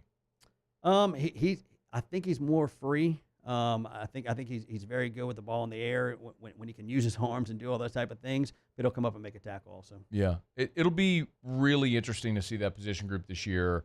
I don't know how much you get to watch the Tigers, but just to have depth there it will be so interesting. Just with the two transfers they brought in, Jordan being healthy, Deshaun Spears. Did you ever play against Spears, by the way? I don't know if he was on the team when we were young. We played Denham, but it was a while back, so I don't think he was there yet. Okay. I mean, I know you get to see a lot of the guys in the Baton Rouge area, and that was another big-time prospect who went through some growing pains as a freshman, but you could see all just oozing the ability there, what it's going to look like at safety. And then Keelan's an interesting one as well because, man, he's like, everyone's known Keelan since he was in 8th grade. Maybe even younger than that because he was Dylan's brother. Yeah. But he told me point blank that they see him as the star position. Do you think that tracks? I think it does. I think it fits very well for him. He's going to do that again. Another great athlete, another guy that can play in space, another guy that if you need him to drop back and do that type of things, or if you need him at the line of scrimmage, he can do whatever he needs to do. What stands out about Keelan's game? A little maybe more elaborative of what you just talked about when you look at Keelan the player. I think he diagnoses plays pretty quickly.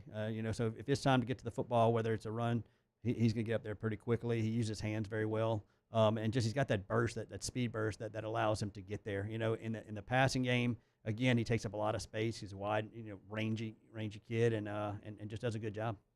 Do you think he's better inside or outside? I think he can do both. I think probably, right now until he can figure, I think the size can be seeing what he does. I think he's better outside, but I think he could definitely put a little bit more weight on there and come on the inside. Yeah, this is maybe just a deeper football convo with a guy who knows a ton about defensive football. Like, is this just this sort of like hybrid player at linebacker just what we're seeing in the evolution of the game? I mean, like if you just think of the last 20 years that you've been coaching, how that position in particular has evolved? Oh, yeah, there's no doubt. I mean, you're seeing it even now when you're looking at the NFL. I mean, those are the guys you're seeing, the athletic linebackers now. You're not seeing the squattier guys, and I think that's definitely the evolution of the game because you're trying to keep up with the offenses. Offenses are going so fast, and they're spreading you out and doing this and the other. If you got guys that can't run and, it's not just about plugging holes up anymore. It's not handling the wham anymore, and trying to splat that. How about that, huh? Many fullbacks run right into my back when running wham plays. That's not really what they're looking for anymore. It's a lot of different things. So you need a guy that can handle the RPO stuff, get out there in space, but also a guy that can make the tackles in the box. Probably part of the reason why I have such bad back issues right now. Fullback Adam Aycock running straight into my back. I know. Yes. I mean, he's still yoked. It's like we're all 43 years old, and he's still incredibly built. Andy Martin's in studio with us. Lamar Brown's going to make his commitment tomorrow. When you look at the rest of your roster for 2025 with the Cubs, how are they looking? I know Emil's going to be. I'll ask you about Emil in a second as well, but how are you looking for 25? We're very excited. We had a kid commit to UL the other day at defensive end, Jordan Pinnock, and we have a defensive back that committed to the Naval Academy. Nice. Which will be our third year in a row of having a guy at the Naval Academy, which I love. I love guys going to the Naval Academy. But other than that, we got some younger guys that are some prospects, but I think we just have a good nucleus. Our senior class is doing a great job of leading, and we're very excited for the season. I mentioned Emil. It's, of course, Emil Picarella, who transferred in. You had him for 2 years, right? 2 years, yep. So you had Emil for 2. Emil was in studio. Great young, personable guy, but also a guy, if you don't remember his recruitment, early in his high school career, he was, at one point he was one of the top 10 quarterbacks in the country for his class. And for whatever reason last year, some of the ratings, the star ratings, whatever, dipped. And maybe you can speak to that. I really don't know. So he's at LSU now as a preferred walk-on in a class where they didn't take a scholarship quarterback. Can you just give us sort of like the thumbnail on Emil? Yeah, I think Emil got caught in that deal of recruitment with the transfer portal. Guys at different schools, they wanted to take a guy that was in the transfer portal and pull him out. And Emil can play football. Emil's got a plus arm. He makes good decisions. He did a really good job running our offense. Came in and learned it right away. Came in and became a leader right away, and just did a great job for us. Is that one? That's interesting too. And I think now that I'm thinking of it, Emil and I did talk about that a little bit because college. Look at LSU a year ago with AJ Swan is a good example of that. They brought in a backup who had SEC experience. Did it again this year with Michael Van Buren. Right. And so sometimes the guy that quote unquote loses in that situation is the high school quarterback who maybe isn't the 5-star blue chip that doesn't get that opportunity. So did you all ever have a conversation about him maybe going somewhere else to start his career and then getting in the portal looking for that big-time opportunity? He looked at different places and different things, but the bottom line is, I think in his heart he wanted to be an LSU Tiger. Like that was his deal, and I think he's going to do a good job of learning and continuing to progress. Yeah. It's going to be fascinating to watch how this all plays out, just in this whole new era and evolution of recruiting, be it high school or portal. Do you have any feeling one way or another on the state of recruitment with NIL and rev share and portal and all the stuff, how it goes? You see these guys every day. Yeah, it's changed a lot of stuff. I think, the transfer portal is the thing that's really changed the high school recruiting. That's a lot of coaches they say they want to keep getting some high school guys, but everybody wants to win right away. If they can pluck a guy from some of these smaller schools, from an SEC school that's not playing, and put him in there right away, well, then that's what they're going to do. And a lot of our guys, that's where they would go. They go to a smaller school, and they would kind of get developed there. And so we're kind of seeing a change there. But we'll see. I think guys are getting opportunities. I can tell you this. I think schools that never thought they would get some of these guys are now getting guys that they were like, oh, we didn't think we'd get him. And so I think that's been a big thing for some of the smaller schools. And they know that you only get him for 1 or 2 years, but we're going to use everything we can for 1 or 2 years with him. That's interesting. Do you think that's a good thing? Look, I think I tell our guys that are maybe going to a smaller school, that dream of going to a bigger school, I tell them, look, go to the school and get some film and do your best, and then use the system for what it is. What I mean? Like, if that's what it is, where you can go out and do really well there, and if you want to move up and somebody will take you, then go for it, you know? Yeah, your point's a good one. Like, look, the smaller schools are benefiting from that tremendously. Like, if you get it for a year or two, use it to your – I remember having that conversation with Will Wade. Mm-hmm. I was sitting with Will in Lake Charles a couple of years ago, and he said they were recruiting that to say, we'll take the one-year guy, make him all conference, send him off to a Power 5, and we'll recruit the next guy, say, come here for 1 year. We'll take you for 1 year. We'll let you do this, and then go get your bag and go play for, or whatever, however it goes. I mean, it is interesting to think of it that way, because a lot of times we might be conditioned to think in terms of the opportunity that isn't there at the Power 5 immediately, but maybe it is that smaller school opportunity that benefits everybody. Yeah. Fascinating time. One thing's for certain. Lamar Brown go wherever he wants. Like, whatever hat he puts on Thursday, they're going to be thrilled to have him. I know a lot of people here are biased, hoping it's a purple, gold, white hat, whatever it may be. I don't want to see no maroon. I want to see no maroon at the U-High gym tomorrow. We'll see how it goes. Coach Andy Martin, thank you so much for coming in. Really appreciate the time as always. Yeah, I appreciate you having me. Yep, it's our pleasure.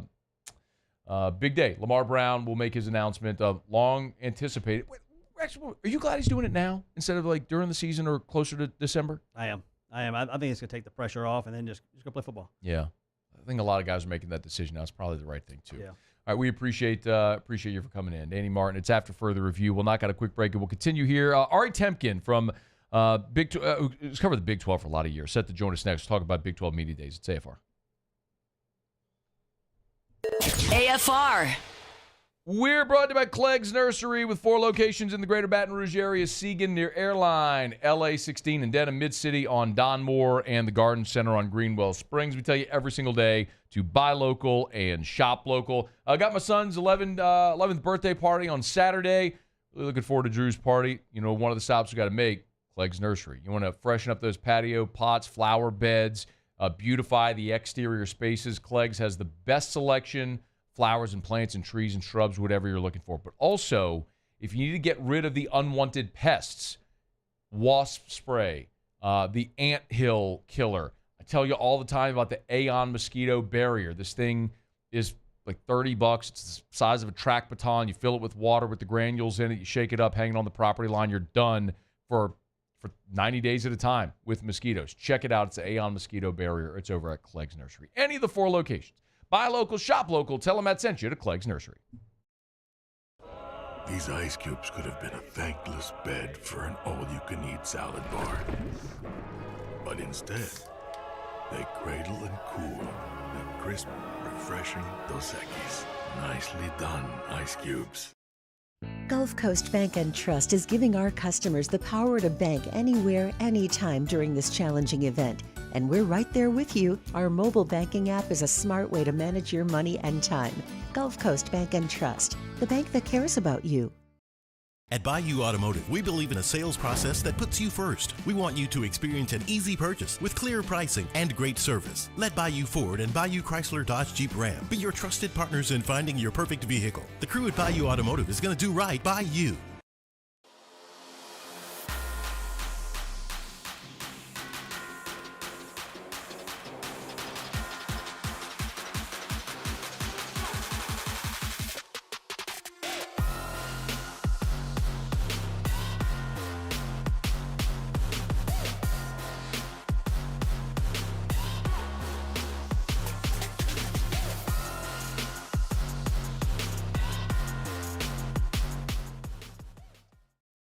At Luba Workers Comp, our journey began over 30 years ago with a simple belief: our clients come first. At Luba, our business has always been focused on people, not policies. Through every success and challenge, we've continued to grow because we've stayed true to our values, committed to providing you with genuine dependability. Because your well-being is more than a priority.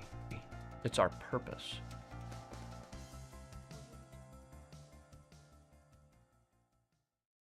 Man, age is just a number. Don't let it dictate how you feel. Goodwood Men's Sexual Wellness has anti-aging services that can help you look and feel your best. Visit yourgoodwood.com and discover a renewed sense of vitality. At Sunshine, we know what you see when you look at your land. Where others may see dirt, you see the foundation you've built your life on. This, it's hallowed ground. It's past, present, and future. We're proud to provide quality John Deere equipment to help you maintain the land you love. Check out our current promotions and learn more about what it means to be powered by sunshine at sunequip.com. Looking for the ultimate game day experience? Come to the Queen Casino in Baton Rouge. Savor game day platters and snacks, plus drink specials at 1717 Kitchen and Cocktail. So come out for game day and let our team make you the MVP. The Queen Casino, where every moment is a win.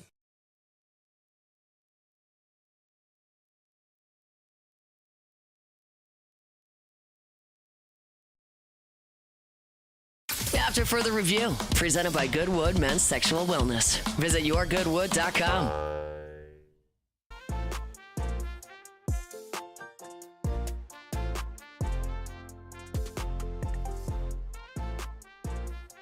I appreciate Andy Martin for hanging out with us here for a couple of segments. Big day for LSU tomorrow. Lamar Brown making his announcement. Looks like it'll be LSU or Texas A&M. That's the assumption. I mean, Lamar sat in our studio however many months ago that was, said point blank that LSU is the team to beat, always going to be hard to beat. I think, home is sort of where the heart is for some of these guys. And if you want to be at LSU, you pick LSU. And if not, then you're going to go out of state. But I think ultimately Lamar's a guy that with the option to go to LSU, stay in Baton Rouge or leave the state. I think he stays at LSU. But I don't have any inside knowledge. I don't have any intel. Just what Lamar has said here, reading the tea leaves, and we'll see how it all plays out. All right, I'm glad to have you aboard with us here. Ari Temkin, Big 12 Radio on TuneIn. Good enough to join us here for a couple of minutes here as Big 12 Media Days rolls along. Yo, man, how are you? To be honest with you, man, I'm brain dead. Why are you brain dead? I mean, look, we're very lucky and blessed to do what we do, but these media days are tough. This is like as close to digging ditches as we do in this industry, especially if you cover the entire league. Yeah, man. And so, yeah, I mean, it's 2 days of wall-to-wall coaches, players, and, yeah, it's a lot. Hey, man, I'm not complaining, but I'm brain dead. 4 days. For 4 days of SEC Media Days. Like, dog, it is, you're right, it's a grind. You're right, not complaining. We're not digging ditches. But, yeah, it's a mental grind to get through. One of those days where you got to, like, remind yourself to eat. So what was I know from the outside looking in what the storylines were that we all seem to hear, but being there in the belly of the beast the past couple of days, what were the storylines that dominated the conversation? We coming. Okay. The Big 12 is coming. I think this league is the best quarterbacks collectively in the country this year. With all due respect to Garrett Nussmeier, who's certainly in that conversation. And then I think from an offensive line perspective, and that's really, to me, the biggest substantive piece to this league, is top to bottom, this league has a lot of good offensive lines. Utah has 2 first-round picks and arguably a top 10 pick at left tackle, but 2 first-round picks at both tackle spots. When I look at this league, I think there are 5 teams that are very good up front on both lines of scrimmage. And I think everybody else is at least really good on either offensive or defensive lines. And that's been the key. Like, the key is the SEC and the Big Ten have been so dominant, particularly because of how good they've been up front. A bunch of NFL players up front. It's not a secret, you know? Like, that's what it's been, and that's why they've been so good and dominant. And I think the Big 12 this year in particular is really good on its offensive and defensive lines. It's good as it's ever been. And I do think that NIL and the transfer portal has helped the Big 12 in that regard, too. Yeah. It's funny how – not funny, just interesting maybe is a better word, how a program like Texas Tech, which has resources, is able to use them, and you see the dividends. It's not the same conference, but SMU is maybe a similar comp. I'm interested that you said you think the Big 12 is the best quarterback league. Peel back the layers of the onion there a little bit more for us, if you would. Yeah, I mean, look, this is a league that's had a lot of good quarterbacks over the years. But when you look at, all right, Sawyer Robertson, to me, I picked him as the player of the year in the Big 12 this year. I picked Baylor to win the Big 12 this year. Okay. Because Sawyer Robertson, 6'4", 215 pounds, was an absolute tank last year. He's got a big arm. In fact, we had Devin Gardner on our show today, and he compared him to Josh Allen. He's probably the most underrated quarterback in college football heading into this season. Obviously, Sam Levitt is probably the opposite end of the spectrum. He's the guy that I think most people would refer to when talking about the Big 12 strength of the quarterback position. A guy that if he lives up to the hype this year could be a top 10 pick in next year's NFL draft. So those are 2. Josh Hoover is a very underrated player who threw for nearly 4,000 yards at TCU last year and set records for TCU. But they had no running game whatsoever and no defense, and so there was not much known about a guy like Josh Hoover. Rocco Becht, who's Anthony Becht's son, who to me, having watched Brock Purdy play in college, like Rocco Becht is a better college quarterback than Brock Purdy was. That's not to say anything about NFL careers. I'm just saying what I saw with Brock Purdy at Iowa State, really good quarterback. Rocco Becht is better, and he's elusive. So I like going through this. Avery Johnson is a guy that was a high 4-star for K-State. He's 58% completion percentage last year. That's not good enough. So, he's a guy that's looking for vast improvements. But here's a guy that, from a hype perspective, is certainly one of the guys you expect to be really good. Haven't even talked about Jalen Daniels yet, who, he was around for Jaden Daniels when he was in college. So, and Jalen, I think he's poised to have maybe his best year yet for Kansas. So, and, just, again, brain dead here, trying to go through the rest of these guys' league. There's a lot of talent here. There's a lot of potential here.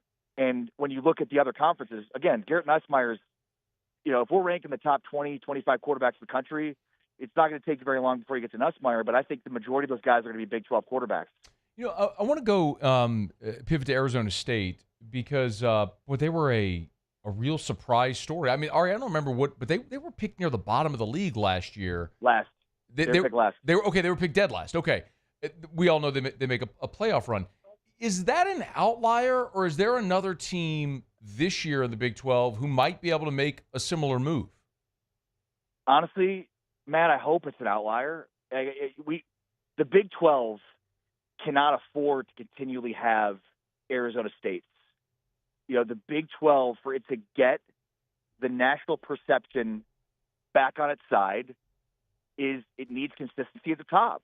Part of what makes the SEC so good, especially from a national perspective, is because you beat Alabama, that's a good win. You beat LSU in Baton Rouge, that's a good win. You beat Georgia, that's a good win. The Big 12 seemingly had that with Texas and Oklahoma, but hasn't had that yet. So we don't, with apologies to the national media, they don't know how to quantify good wins in the conference, because basically the preseason expectations for this league were the inverse of what the reality was. The teams that were picked the top 5 of the conference last year finished bottom 5, except for K-State. And the teams that were picked, this is not a joke, teams that were picked bottom 5 of the league finished top 5. The only team that was there preseason was K-State. So it's a complete inverse. Yeah. That can't happen. That's why this league is viewed so negatively. It's why it's viewed as a league of parity, because it is. Yeah. The Big 12 doesn't want to sing league of parity. They want to talk about competitive balance. Okay, I don't care how you spit it. There's a reason why this league has been viewed as a league of parity. And that, again, for the league to get 2 bids to the college football playoff, which I think this year is very much possible based on some non-conference opponents that this league has, based on the quarterback situation we talked about, I think it's very possible this year. But it can't have Texas Tech have a bad year.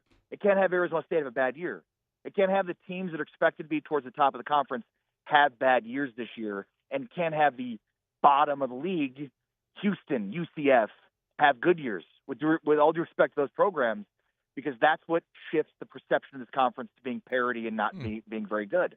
That's interesting, Ari. I guess maybe just from a different perspective, I look and I say sometimes the SEC gets knocked as being just too top-heavy, maybe just being the handful of teams that have been so dominant, maybe doesn't have the depth in the conference. You disagree? I mean, I can see why people would knock the conference for that, but that. How many teams have won national titles in the last 20 years? I mean, 3 out of the SEC. Oh no, it's more, well, if you go back to 2005, you'd have LSU 15 years. LSU. Well, if you go further, I mean LSU, Florida, Bama. I mean, if you go back further, from the BCS era, Tennessee obviously won a national championship as well. All right, Georgia. So let's keep it for the sake of my narrative here. Let's keep it to the college football playoff. Okay. So that I can prove to be right. So back to 14, then it's Georgia, Bama, LSU. Georgia, Bama, LSU. And how many Big Ten teams? Ohio State, Michigan, yeah. So, I mean, it's 5 teams, right? So the rest of the SEC benefits from the work of 3 teams. The rest of the Big Ten benefits from the work of 2 teams. And that's, I mean, look at the preseason.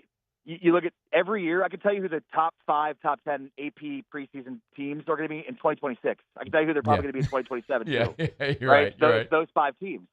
So, it's those 5 teams that lift up the strength of the rest of the conference. The Big 12 doesn't have that. So it's entertaining, but it's almost like isn't that cute? Look at them. They just beat up each other every week. It's adorable. As opposed to Alabama, LSU, Georgia, those places are viewed as very difficult places to play because they're so consistently good. Yeah. Man, an Arizona State win over Texas would have been fascinating for how that narrative might have changed. Here's another part to that. As you said this, Arizona State benefited a ton from losing to Texas. And it's really interesting you go back further because TCU losing in the national title the way they did to Georgia set them back and this conference back a long time. So it's funny how TCU beat Michigan that year and was the first playoff win for the Big 12 ever. Oklahoma never won a playoff game. Texas never won a playoff game. TCU was the first win ever. But yet Arizona State losing in their only playoff appearance had more benefit to the league than TCU winning a game and then getting smoked in the national title game. It's weird. Yeah, that's a very interesting perspective because nobody even remembers the TCU. I mean, they beat Michigan. It was a fantastic game where they had a big lead, blew it, and then won. But yeah, you're right. I mean, people remember the national championship game. A couple more for you. Ari Temkin's with us at Ari Sports if you want to get him on Twitter. Big 12 Radio there on TuneIn. Obligatory Coach Prime Colorado question. Whichever way you want to take it. What's interesting about them this year? They're still loaded with talent. People are going to overlook them. You know, they brought 2 quarterbacks to media days. I mean, have you ever covering any media days seen that? No. I mean, if a team has a quarterback battle, they don't bring a quarterback to media days. That's how it works. So, you know, as weird as it was that Travis Hunter wasn't at media days last year, it's like, well, I guess it's just Deion. Like, he's just weird. I even asked Caden Salter and Julian Lewis, who's the 5-star from Georgia, that he's 17 years old, a true freshman. Like, why are you guys both here? What's the deal? Yeah. And so, like, that's a really interesting dynamic. I mean, you've got Caden Salter, who highly recruited out of Cedar Hill, which is the high school that Joey McGuire coached at. Went to Tennessee, had an issue, and then had to go to Liberty, and it blew up. Was a Conference USA Player of the Year in 23, and then was really bad last year. So which Caden Salter is Colorado getting? And then, you know, you probably look at this and say best case scenario for Colorado is Salter starts, Julian Lewis sits behind him. They have a really good year, and Salter goes and gets drafted in the NFL, and then Julian Lewis takes over. But things never work out the way that they're supposed to or the way that they're foreseen. The other thing is Deion has it out for Florida State. I wish we could have talked to him today, because I'd been like, what do you have against Florida State, bro? Because he just keeps eating their lunch in recruiting. I mean, you know, flipping Travis Hunter. There are plenty of other stories, but the guy is Hakeem Williams, a former 5-star, transfers over. In fact, criticized Travis Hunter for not committing to Florida State and going to Jackson State, and now he ends up in Colorado with Deion. So sort of funny how it worked out. But, again, another Florida State guy that Deion gets to Colorado. It's personal for him with Florida State, obviously. And, again, I mean, Jordan Seaton, left tackle, it's a guy in his second year that was unbelievable as a true freshman at left tackle. So, you know, we talk about the strength of this league. Like, the Big 12 had not gotten 5-stars other than Texas and OU. So you figure, all right, well, it's going to struggle to get 5-stars without Texas and OU. And Colorado's done a good job of trying to get closer and closer to that blue chip ratio, which the Big 12 doesn't have any teams there. And now we see what Texas Tech is doing. They landed a 5-star.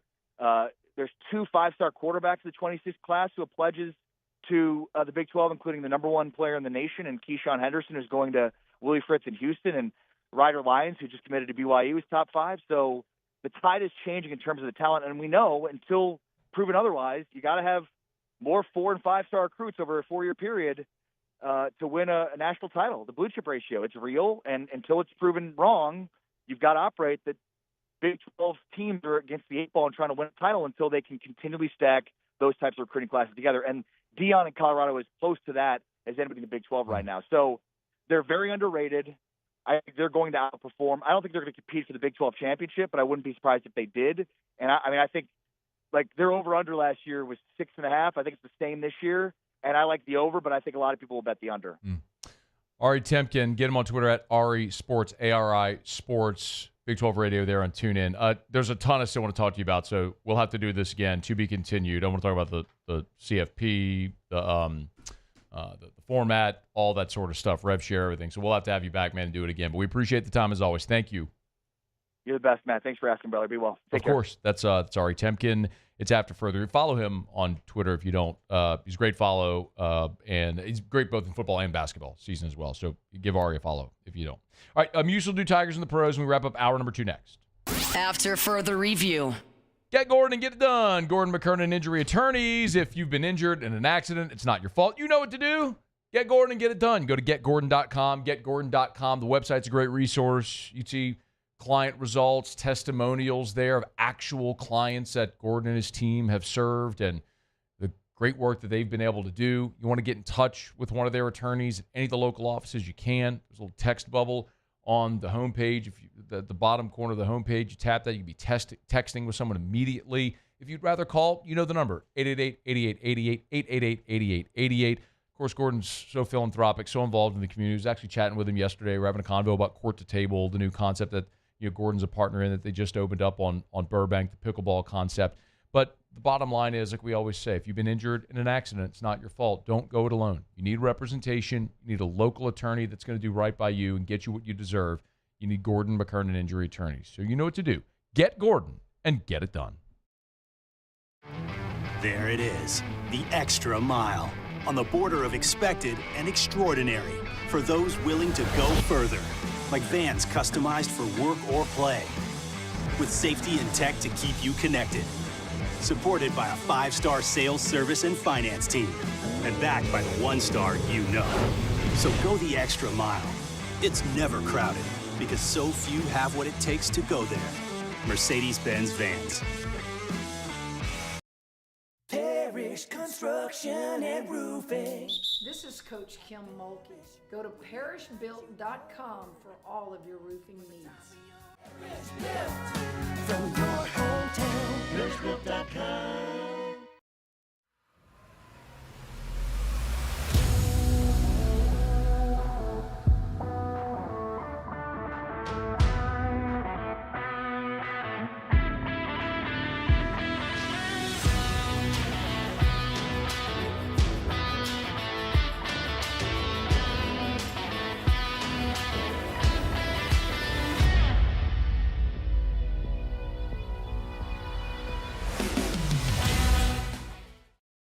At Luba Workers' Comp, our journey began over 30 years ago with a simple belief.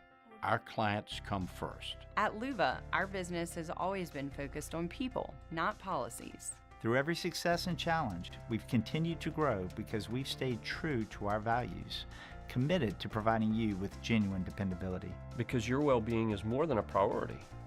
It's our purpose.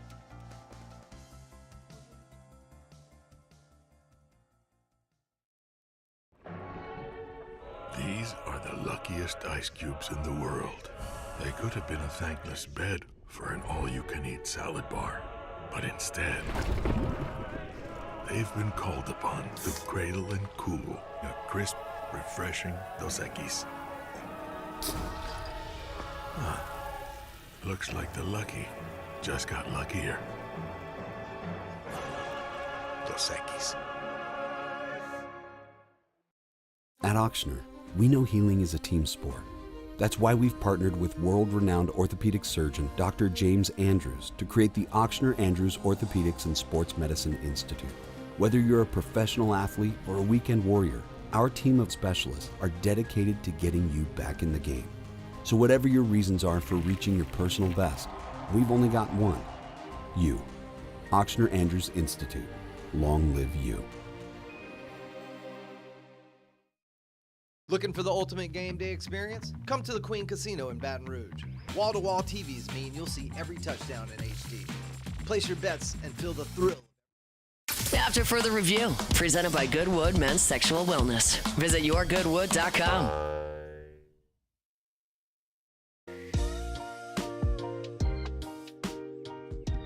Wrapping up hour number 2. Remember, lowest prices, never any contracts. Yourgoodwood.com, yourgoodwood.com. And of course, no matter where you live, they can ship your medicine anywhere in the country. So even if you're outside of Baton Rouge, no worries. If it's hormone replacement therapy, if it's NAD+, if it's BPC 157, any of the many different therapies that they have that are affordable, they get you feeling like your younger self. Yourgoodwood.com, yourgoodwood.com. All right, Muso, Tigers in the pros. Tigers in the pros. They still bleed purple and gold. They're just really rich now. Oh, well, this stinks. The New York Yankees today designated DJ LeMahieu for assignment. This comes one day after Aaron Boone declared LeMahieu, quote, a bat off the bench. He's obviously been limited in the field physically after they brought back Jazz Chisholm. LeMahieu went to the bench. They were going to try him out at third, but the range of motion just isn't there. Of course, he just returned this season from a calf strain. There's also been multiple foot and hip injuries for LeMahieu. 36 years old. He's still owed $22 million by the Yankees, so he'll get his money. And it was a really good 7-year tenure, actually, for him in the Bronx. 278, a couple silver sluggers, an all-star appearance, and a gold glove. So really productive 7 years for DJ LeMahieu in the pinstripes, but does come to an end here on Wednesday.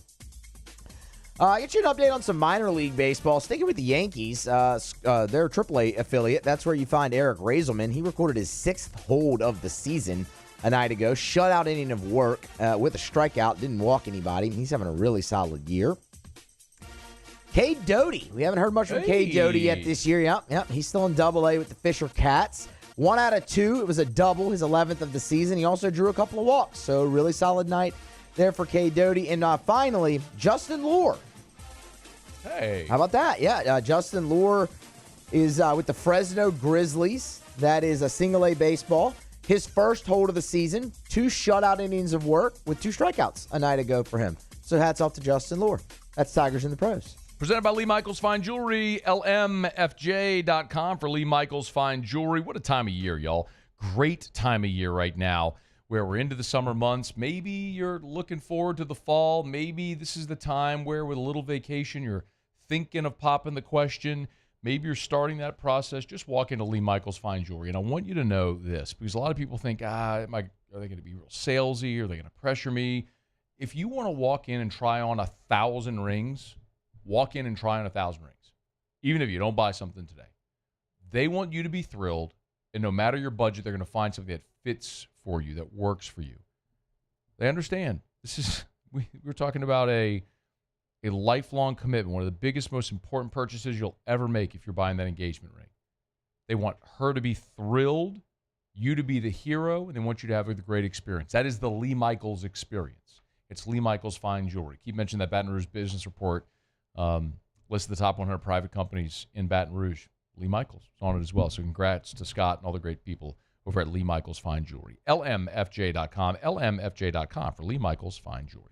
All right, y'all, Sports Center's coming up. Get you caught up on national headlines. We're glad to have you hanging out with us here when we come back. The biggest concern for LSU football in 2025. That's next. After further review. Hey, remember the Williamson Eye Center, williamsoneye.com, williamsoneye.com. Even if you're not a candidate for LASIK or, I don't know, maybe you're scared of the laser. That was something that I had going on for a while. I was a little scared of putting a laser on my eye. Dr. Blake had the conversation with me. The safest elective procedure in the history of mankind is LASIK, by the way. But even if, for whatever reason, if LASIK isn't your jam, they have EVO ICL.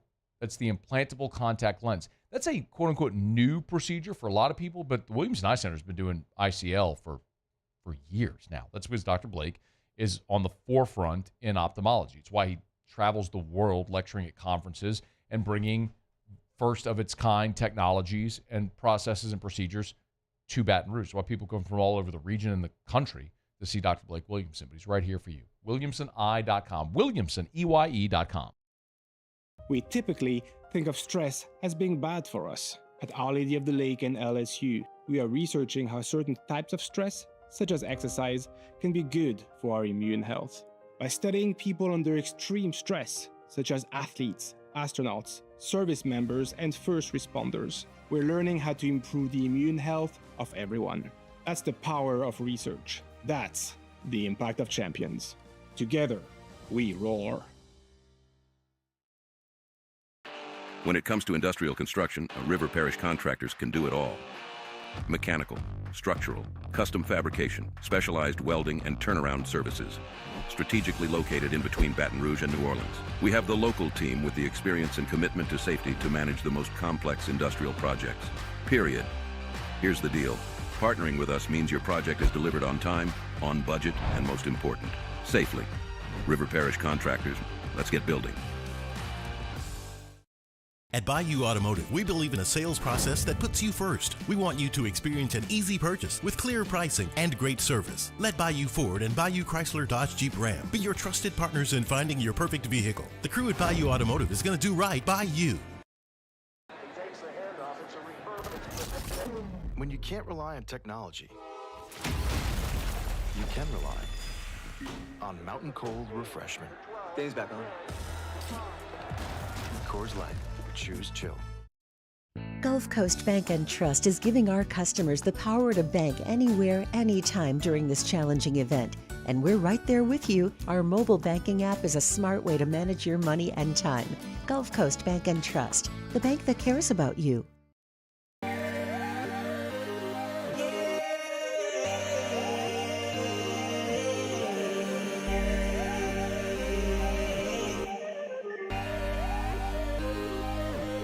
You gotta believe in a dream. Believe. dream. Believe. You gotta believe. My whole team on wildin'. ED, low T, or simply seeking to optimize your health and performance? Goodwood Men's Sexual Wellness offers a range of discreet services to address your specific needs. We empower men to reclaim their health and confidence. Visit yourgoodwood.com. At Atmos Energy, our Smart Choice solutions help customers save energy and emissions with rebates up to $500 off high-efficiency natural gas appliances, smart thermostats, and weatherization upgrades. Together, we're fueling our energy future.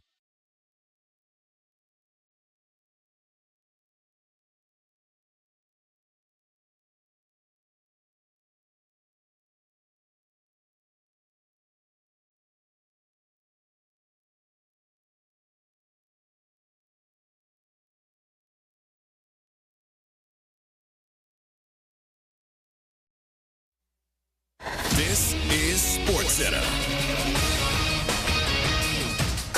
I'm Nick DeLuca. Afternoon Major League Baseball. The Blue Jays falling to the White Sox 2-1 to snap their 10-game winning streak. The Yankees trying to gain ground against the Mariners tonight, making a roster move this afternoon. DFAing DJ LeMahieu was owed $22 million remaining on his contract over the next year and a half. Second baseman hit .266 with 2 homers and 12 RBIs, won the AL batting title in 2020.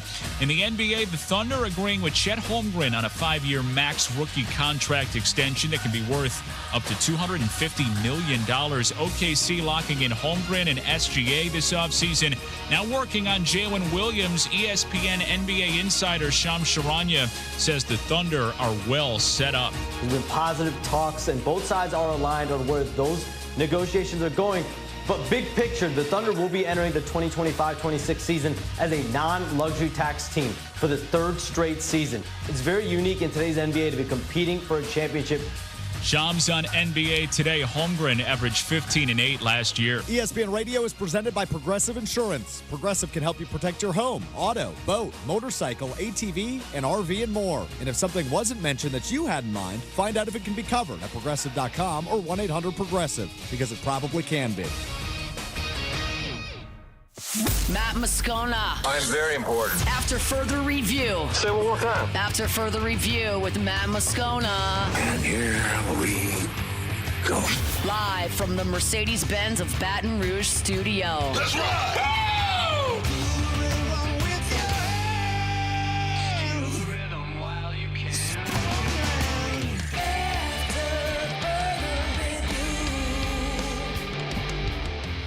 Hour 3, off we go. Welcome aboard. Glad you're with us. AFR, presented by Goodwood Men's Sexual Wellness. I'm Matt. You're a loser, Matt! Shut up, heathen holder. Paul O'Neill. They're chanting Paul O'Neill's name. You sir. And Mr. Toby Tom, play.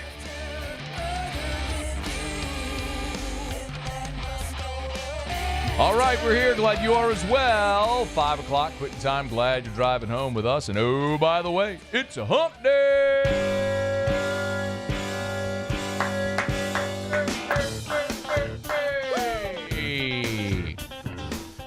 It's hump day. If you missed hour 1, Mike. What day is it, Mike? be sure to catch it on demand. Hump day. Because all this stuff wasn't working. It's hump day. So Muse had to do it verbally. Mike. What day is it, Mike? And it was awful.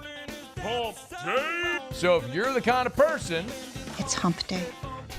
who likes to watch videos of train wrecks on social media, Mike. What day is it, Mike? You will love the open to today's show. Hump day.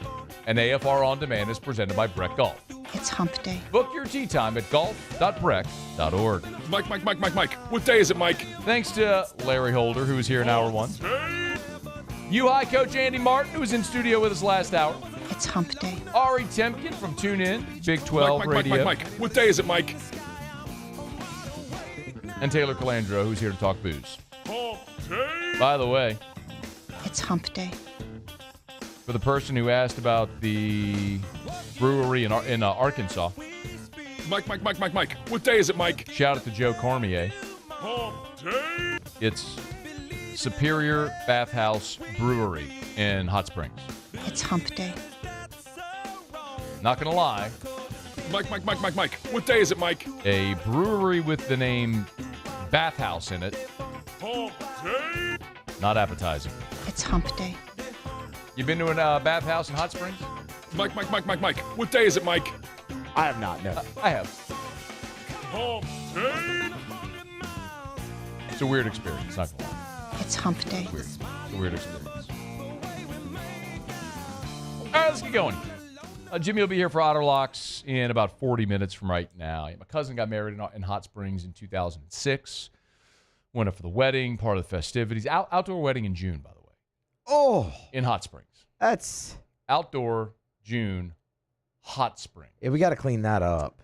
But cousin Dana, her husband Josh, love them dearly. Seriously, some of my favorite people in the world. I would do anything for them, to support them. Love them both. Josh, incidentally, that day, they went floating. He and his groomsmen. So there's a river or something. So they just went floating. Right? They had a bottle of whatever each, and they were just on tubes and floating. And at one point, Josh just found a little sandbar and passed out. Solid. And nobody saw him do it. And so everybody gets back to the hotel, and they don't have the groom. Naturally, my cousin Dana, bride-to-be, is sitting here thinking, like, what do you mean? I mean, it's the day of her wedding, and the groom was with his groomsmen floating down a river. They all come back. He doesn't. Apparently, he just passed out on a sandbar for a little while, woke up, and just floated on down and made it to the wedding. They got married. That is real-life hangover. Kinda. Yeah. I mean, you don't have the groom. I mean, without the... Yeah, without the hard drugs. Yeah, sure. Well, I don't know if that was there. I mean, I can't confirm or deny. Yeah. But that is real life. The hangover, though. That's crazy. They lost the groom. Yeah. Literally lost the groom. I mean, that is not an embellishment. I kind of want to call Josh right now. Josh Keithley, who, by the way, Dr. Josh Keithley, Emory Medical School. My cousin Dana graduated from Duke. I mean, you want to talk about high achievers? Like, awesome, brilliant people. I love their children. They're great. I try to convince their eldest to come to LSU to play soccer. She came for camp, like some of the camp. Okay. But she was also considering, like, Stanford. Oh, yeah. See. They're, like, high overachievers. Yeah. Like, I shouldn't say overachievers, just high achievers, right? Yeah, but honest to goodness, truth. Boy, what a... That's this started a great with story. With the Hot Springs Brewery. But so anyway, on the day of the wedding, like, it's where you go to the Hot Springs, the bathhouses and stuff like that. But there are awkward moments of nudity in bathhouses. It's like, like a spa. Is that what this is? Like a bathhouse. Like that's what I mean, I don't know what that is. Yeah, kinda. Yeah. I'm picturing like a big sauna where dudes sit around in towels. Like that's what I'm picturing. Is that accurate or no?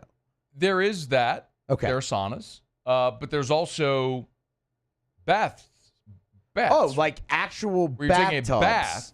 Yeah, with water from the hot springs and whatnot. And like there's an attendant to your bath. And it's like, no, sir. Please don't come in here. Yeah. I'm good. But no, it's not in here. It's in a big, large open room. Oh. Okay. Yeah. Yeah. I mean, it's a weird thing. I mean, for some people, it might be awesome in their lane. No worries. It's just something if you're not prepared for what that is, it's a bit odd. Yeah. So when I hear Bathhouse Brewery, I'm kind of like, no, I don't like that. I'm not interested in that. Nope. That's tough. Yeah. Part of the Hot Springs wedding experience. Yeah. That and losing the groom on a sandbar. Had a great time, though. We also Hot Springs is apparently a lot of fun. Also, I forgot about this. So then after the wedding, I I want to get this story right. After the wedding, oh, boy. The groomsmen really did them dirty. They took a whole bunch of baby powder and put it in the AC vents. And awesome. so they did the whole thing where, you put shoe polish on the just married and all the cans and everything trailing by. They did that whole thing. But when they went to go turn on the AC, like, that's good. And I think, and Dana, my cousin told me, I think it took like years. Like as long as they had the car, they still had powder coming out of it. Like they did them dirty with that. But then after, so me and my cousin Michael and some I think of the bridesmaids. There's a group of us that we went out to like a bar club, whatever. Got club, to absolutely wedding, dusk-ish wedding, or afternoon wedding to dusk. Thing ends, they leave. Sun's going down. We go out. And I got to remember this story now in its totality, but something happened getting into the club that involved a knife.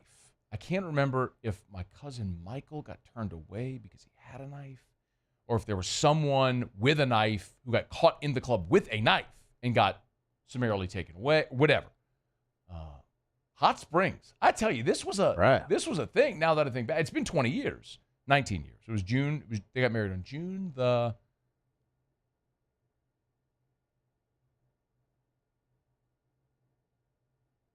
10th. I don't remember this date. Don't ask me. Yeah, I'm trying to remember this date. I think they got married on June the 10th of 2006. So it's been 19 years. But man, I gotta brush up on the deets of the Hot Springs wedding. Let's call the guy. I mean, I don't mind. I mean, we could do that 5:30 or right now. I mean, well, we're late now. We'll be late now, but I was going to talk about LSU's biggest concern on the upcoming football season, but I got a lot of time to do that. I feel like I should call Dr. Josh Keithley. Do we just want to cold call him? Yeah, but like just cold call him on air because he's an ER doc, and so there's a real good chance that he's just answering his phone no matter what, right? Sure. If it rings. Yeah. So, boy, that'd be funny to tell the story. Dude, that's like. I just can't get over that they lost the groom on the wedding day. Like, lost the groom. That's. And I wasn't there for that part because I worked on Friday. So the wedding was Saturday. I worked on Friday, and then when I got off work at like 6:00, we drove like through the night, whatever. I remember how long was the drive to Hot Springs? 7 hours, 8 hours, something like that. So we drove left Baton Rouge at 6, 7 o'clock at night and drove. For me, my mom and dad, my sister, whatever, whoever was with us. And so got there at, 3, 4 in the morning, something like that. You see it? 6 hours and 44 minutes. Okay. So from Baton hours. Rouge. Yeah, 7 hours. Stops and everything. So we got there at 3, 4 in the morning, crashed for a few hours. We wake up for breakfast, whatever, and we go into the lobby of the hotel, and Dana, my cousin's there, the bride, and she's freaking out because all of the groomsmen have now come back without Josh. Wait, what time was this, though? This was the morning of the wedding. Well, I know that, but... So, wait, what time did they go out? They went out the day before. Okay. All right, I'm sorry. I was looking up the drive to Hot Springs. I didn't hear that. Because I was like, wait a minute. They went down the river on Friday. Yeah. For like Friday evening. And they come back Saturday morning without the groom. Oh, my God. He spent the night out there? Yes. Oh, we got to call this guy. I mean, unless there are deets that I am unfamiliar with over time, but that's, yes. Well, I woke up, went to the lobby for breakfast. This is the first I've seen my family because we got there in the middle of the night. Everybody was sleeping already. That's the part where I came back into the story. I was like, wait a minute. They just went out there for a few hours? After the club, we go back to the hotel, and because it's Arkansas, and I believe it was a dry county, and things are closed, and you can't go to a gas station and buy booze or anything like that. So my Uncle Mike had an ice chest, because, he did, with beer and booze and all. And we ended up because they kicked us out of the lobby of the hotel. They were saying we're being too loud. So we went into the parking lot and proceeded to drink beers in the parking lot while he played Simple Man and Skinner and stuff like that in his truck. It was a dry county.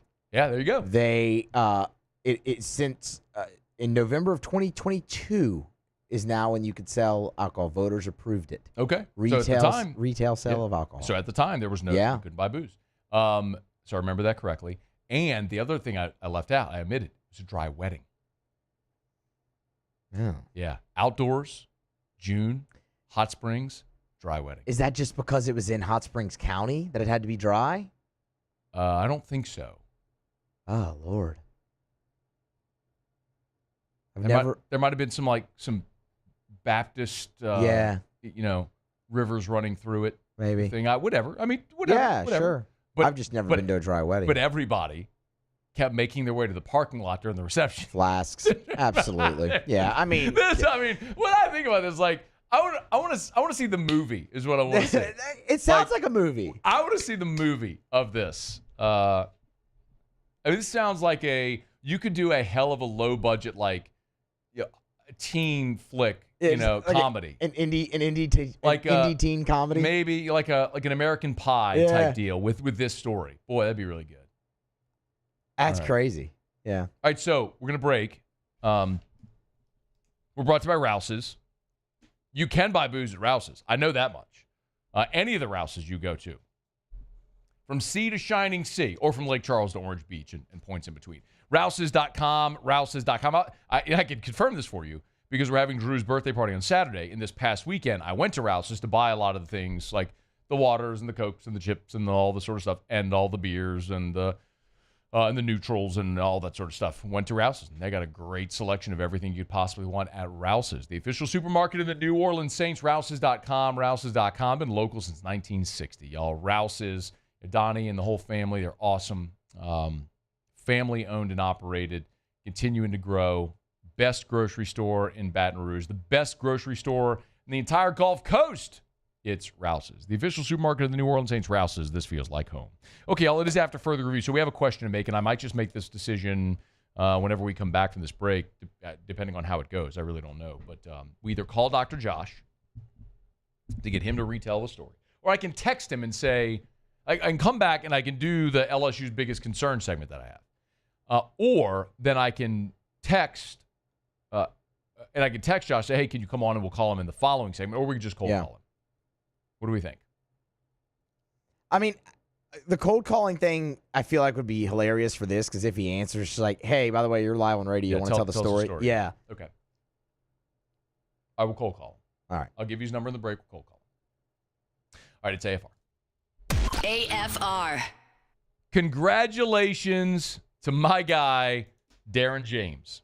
Tell you all the time about the Real Trends list, right? The Wall Street Journal's list of the top 1% of realtors in America. Well, the new list is out, and Darren James and Associates, brokered by LPT Realty, number 17 in the entire United States of America among medium teams on the transaction side. Number 17 in the country. Number 1 in Louisiana in transactions. Number 2 in Louisiana in volume. How about that? You can listen to me say it every day. But y'all, the proof is in the pudding. You need to sell your home? You want the realtor that sells more homes than anybody? You want Darren James. Agent225.com. Agent225.com. Congratulations to Darren James. Think real estate, think Darren James.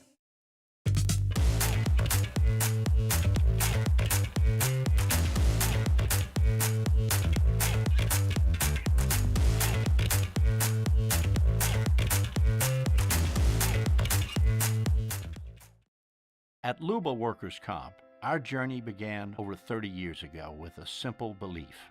Our clients come first. At Luba, our business has always been focused on people, not policies. Through every success and challenge, we've continued to grow because we've stayed true to our values, committed to providing you with genuine dependability. Because your well-being is more than a priority. It's our purpose.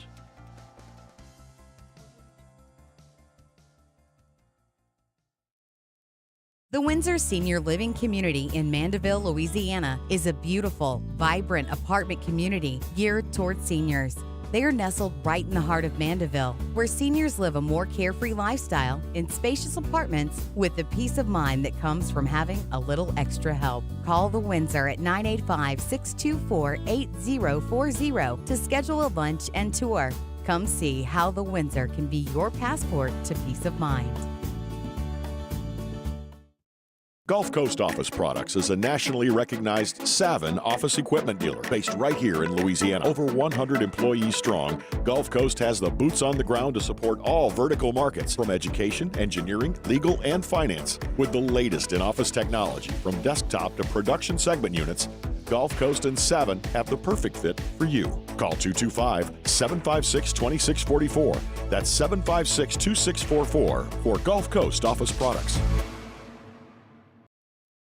BRAC teamed up to reimagine your parks, and you imagined big. With your help, we went to work, creating 12 beautiful community parks across the parish. A family-sized water park, miles and miles of trails, and parks just for your dogs. There are more places to splash, to explore, to run wild, and even soar. You imagined, we delivered. Gold. BRAC, your #1 park system in the nation.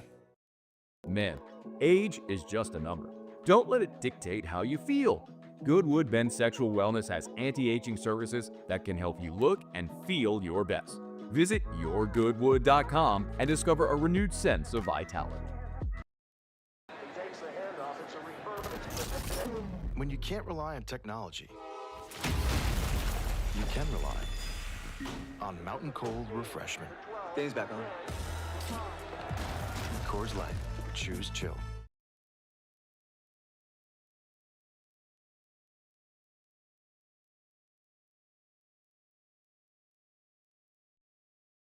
After further review, presented by Goodwood Men's Sexual Wellness. Visit yourgoodwood.com.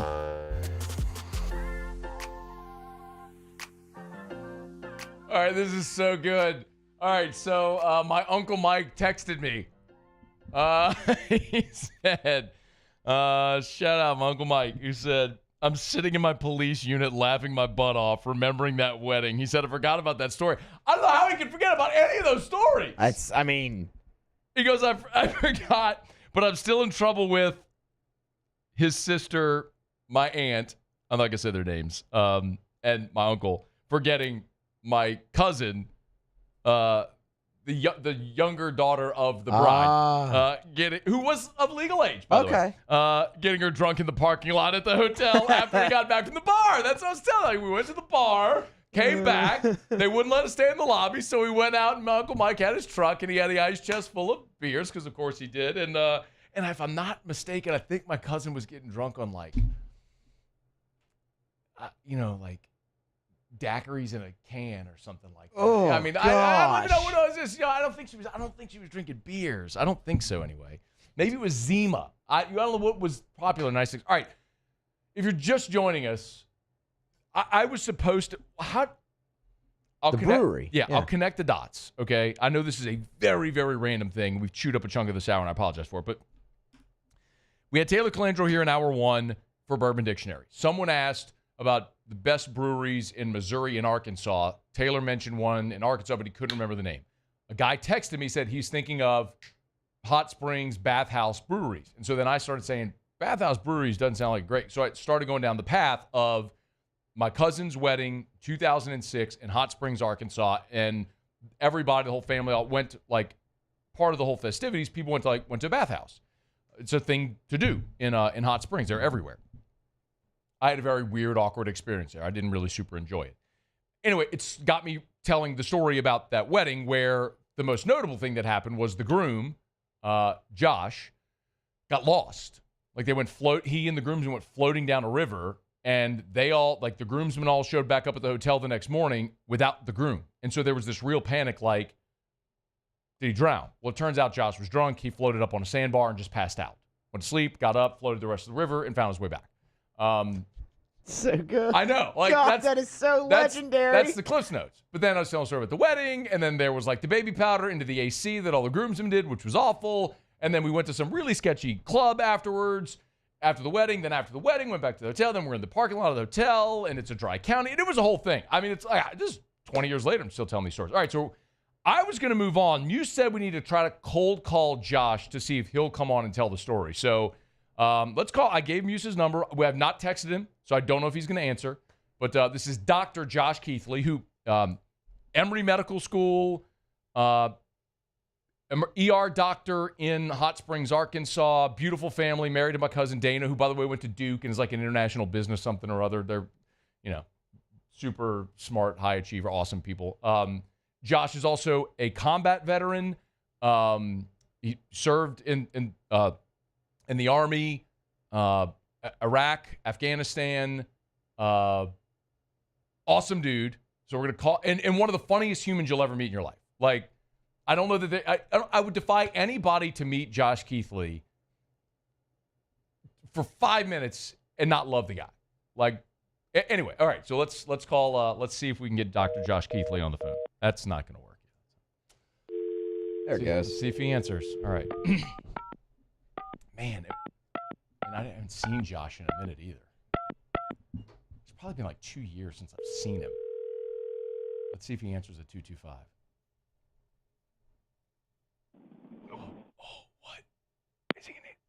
Oh, no! Call him back! No, he what is he answered! doing? Call him back! He answered, call him back. Let's see. I hope he answers. Oh, answer, Josh. Answer, Josh. Answer, Josh. Answer. Josh. Josh, answer. Oh, no! He sent us a voicemail! So, should I? Yes, text him. Now text him. Like it was us. That was us. The first time it sounded like he answered, right? It did. It sounded like he was in his car. Try him one more time. All right. Try him one more time. If it goes a third time for the same number, maybe he'll actually answer it. What happened there? Hold on. Oh, the last time he texted me, he texted me rise up. That had to be after the Falcons beat the Saints. That's disgusting. That is his one flaw. So he's from Arkansas. He doesn't have an NFL team. When he was at school at Emory, he became a Falcons fan. That's just gross. I know.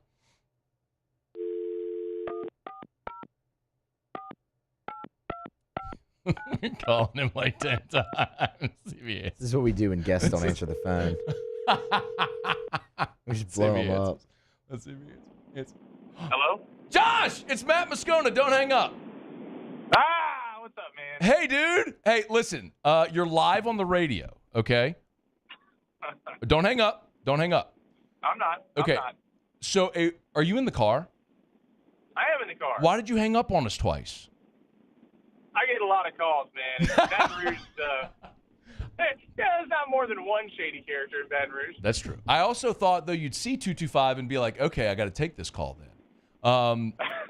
Okay, so this is very random, but we somehow stumbled upon live on air, the story of the night before your wedding to my wonderful, lovely cousin Dana, when you all, as I remember, went floating down a river and you went to got stuck on a sandbar and passed out or something like that, and they came back without you. Can you, from your recollection, tell this story so there are no holes that I'm missing in it? Oh, man. Yeah, I can tell it.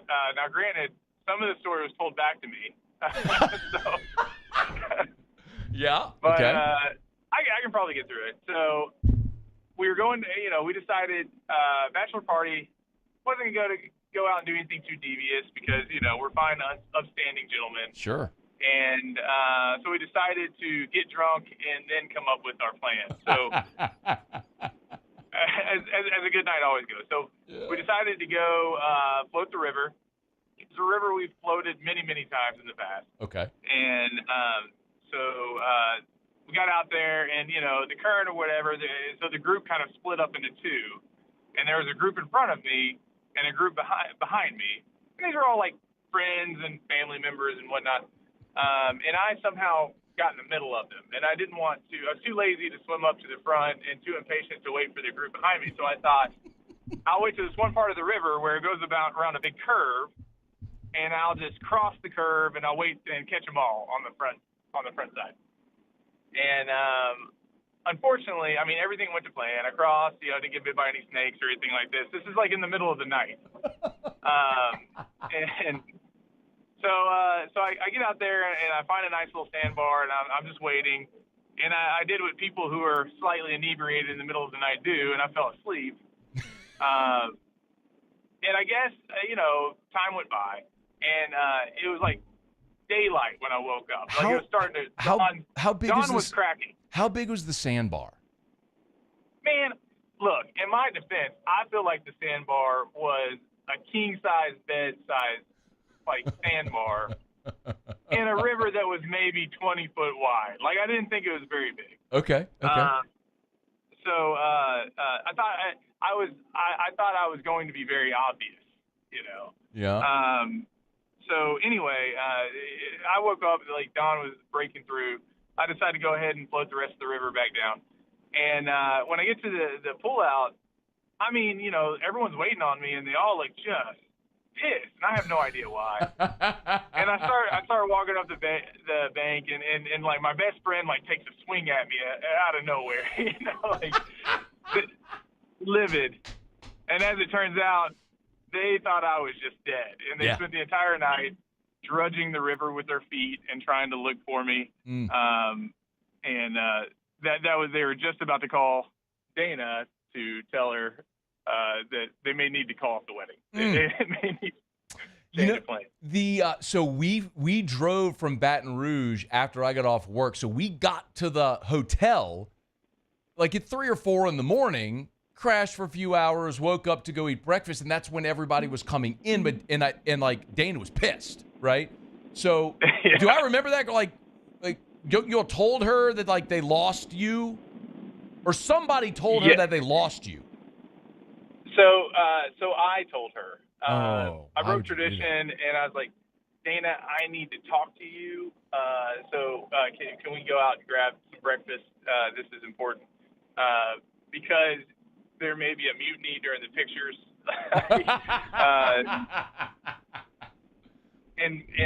So I told her, and I think that's why she was pissed. And then I told everybody also about how your groomsmen put, like, baby powder in your AC. I got my comeuppance. Yeah. How long did it take for you to get the baby powder out of the AC in your car? Man, you'd have to call the next owner. I mean, I owned that car for like 4 years, and then on hot days where I really wanted to blast it, you'd still see some wisps of baby. It was actually quite pleasant because it had that smell. Yeah, no doubt. It's a little baby powder smell. It's a really good thing. And then, and you're just like memories every time you smell it. Yeah. Oh yeah, like of the night that you got lost floating down a river on your wedding night. Was there? I knew exactly where I was at. Oh, that's true. You knew where you were, but everybody else lost you. And then I was ahead. misplaced. I was misplaced, I guess. It was temporary. Like we were talking about it as I worked through this whole thing, and then what you don't know is that after the wedding, then you know this now. Like, we went out, a bunch of us went out to some really shady bar and hot club in Hot Springs. There was some incident with a knife that I can't really remember. I'll have to ask Michael about. And then we went back to the hotel, and Uncle Mike was in the parking lot drinking beers because, of course, and we're like listening to Skinnerd, and I think some Jimmy Buffett drinking beers to the wee hours. This feels like you should sell the rights of this to make a movie out of this, Josh. The time is now. Doesn't this feel like if you're going to do a bad ripoff of The Hangover, that's what this is? Oh man, yeah. We could. It could be one of those like one of those pics where it comes from everyone's point of view and it comes together at the end. Oh, see, he's already got ideas for it. I love this so much. Hey, are you going to work? Are you going to like save people, or what are you doing? Man, I'm actually coming home from a medical conference. So. Medical conference. So where are you physically right now? Right outside of Hot Springs. Okay. I was in Atlanta. Yeah. Oh, he found a pic. They found your picture. They put it on the screen there. That's him. Oh no. Well, you don't have a beard in this photo. Do you have you shaved your beard? It depends on the level of laziness that I'm experiencing that week. That makes sense. All right. So, just because this is a sports show, are they going to fire Sam Pittman there? Man, he's got to be on borrowed time, right? Yeah, right. And the question is not, are they going to fire Pittman? Is what do they do with Petrino if they do? Yeah, I mean, let's get real. They're not going to hire Bobby Petrino back to be the head coach, right? I mean, that's what everyone thought was going to be the plan when they hired him as the OC. And that's why fans don't get to make those decisions, right? Well, true. Yeah, but to light a fire under Pittman and know he's got next up right behind him, right? And then, and by the way, the Atlanta Falcons blew a 28-3 lead in the Super Bowl. Oh, man. I've become much more comfortable when we're behind in the third quarter than when we're in the bed. All right. That woman's never going to heal. All right. Well, I got to go to a break now. Houdat, I'm glad you answered the phone. And go Tigers and Houdat, I'm glad you answered the phone. Give my love to Dana and the kiddos, and I hope to see y'all soon, man. All right, man. I'll see you, man. All right, later, bud. That's Josh Keithley. Josh married my cousin, and he starred in a real-life version of The Hangover. We're brought to you by Our Lady of the Lake. Maybe we can get Dr. Josh Keithley down here to work at Our Lady of the Lake to take great care of the LSU student-athletes, the LSU students, then, of course, jokers like you and me. How about that story, Muse? It was good. I mean, it was good. I mean, and he kept rejecting the phone call as well. Yeah. But we were persistent. We were. That's how you get people on the phone. I'm glad he answered the sandbar. He crossed a sandbar and just decided to fall asleep. That's what's so good, man. And then he slept all night in a river. Yeah. They thought he was gone. Yeah. Our Lady of the Lake, championship health partner of LSU athletics. OLOLRMC.com. That's the website if you want to learn more. OLOLRMC.com/LSU. It's where you can learn more about LSU and the partnership with Our Lady of the Lake. Of course, it's such an integral part of what LSU does on the fields. Not just because of the financial commitment of being a championship health partner. Of course, the medical component of that as well, caring for the student athletes and their medical needs. Our Lady of the Lake and LSU, that's why they say together we roar. The championship health partner of LSU athletics. It's Our Lady of the Lake. OLOLRMC.com/LSU. It is after further review. We're glad to have you with us here. Okay, Otterlocks is coming up. I promise when we come back, I will do the LSU football segment that I've been teasing now for 36 minutes. It's AFR. AFR. Major congratulations to my friends over at Duplessis Builders. Derek Duplessis and his great team recently were named one of the top 50 pool companies in America. Not in Baton Rouge, not in Louisiana. One of the top 50 pool companies in the entire United States of America by Pool and Spa News. As a matter of fact, they came in at number 26 on the list. And that is such validation for the amazing work they do and how they treat their customers. Listening, when I tell you about the workmanship warranty, the industry standard, someone builds you a pool, their workmanship warranty is 1 year. That's the industry standard. At Duplessis Builders, they offer you a 10-year workmanship warranty. They build you a beautiful pool that is designed to last, and they stand behind it. It's Duplessis Builders. Start that process today at duplessisbuilders.net. It's duplessisbuilders.net. There it is, the extra mile, on the border of expected and extraordinary, for those willing to go further, like vans customized for work or play, with safety and tech to keep you connected, supported by a 5-star sales, service, and finance team, and backed by the 1-star you know. So go the extra mile. It's never crowded, because so few have what it takes to go there. Mercedes-Benz Vans. ED, low T, or simply seeking to optimize your health and performance? Goodwood Men's Sexual Wellness offers a range of discreet services to address your specific needs. We empower men to reclaim their health and confidence. Visit yourgoodwood.com. Gulf Coast Bank and Trust is giving our customers the power to bank anywhere, anytime during this challenging event. And we're right there with you. Our mobile banking app is a smart way to manage your money and time. Gulf Coast Bank and Trust, the bank that cares about you. Parish Construction and Roofing. This is Coach Kim Mulkey. Go to parishbuilt.com for all of your roofing needs. From your hometown, parishbuilt.com. Baton Rouge's home for real rock. It's Eagle 98.1. Foo Fighters. Led Zeppelin. AC/DC. Pearl Jam. And the flagship home for LSU sports. Take us anywhere with the Eagle 98.1 app. Eagle 98.1 is the rock station. At Luba Workers Comp, our journey began over 30 years ago with a simple belief. Our clients come first. At Luba, our business has always been focused on people, not policies. Through every success and challenge, we've continued to grow because we've stayed true to our values, committed to providing you with genuine dependability. Because your well-being is more than a priority. It's our purpose.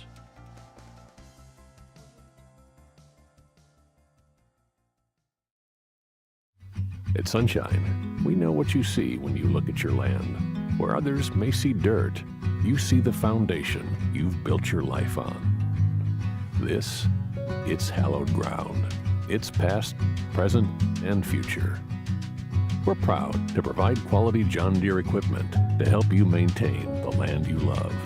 Check out our current promotions and learn more about what it means to be powered by sunshine at sunequip.com.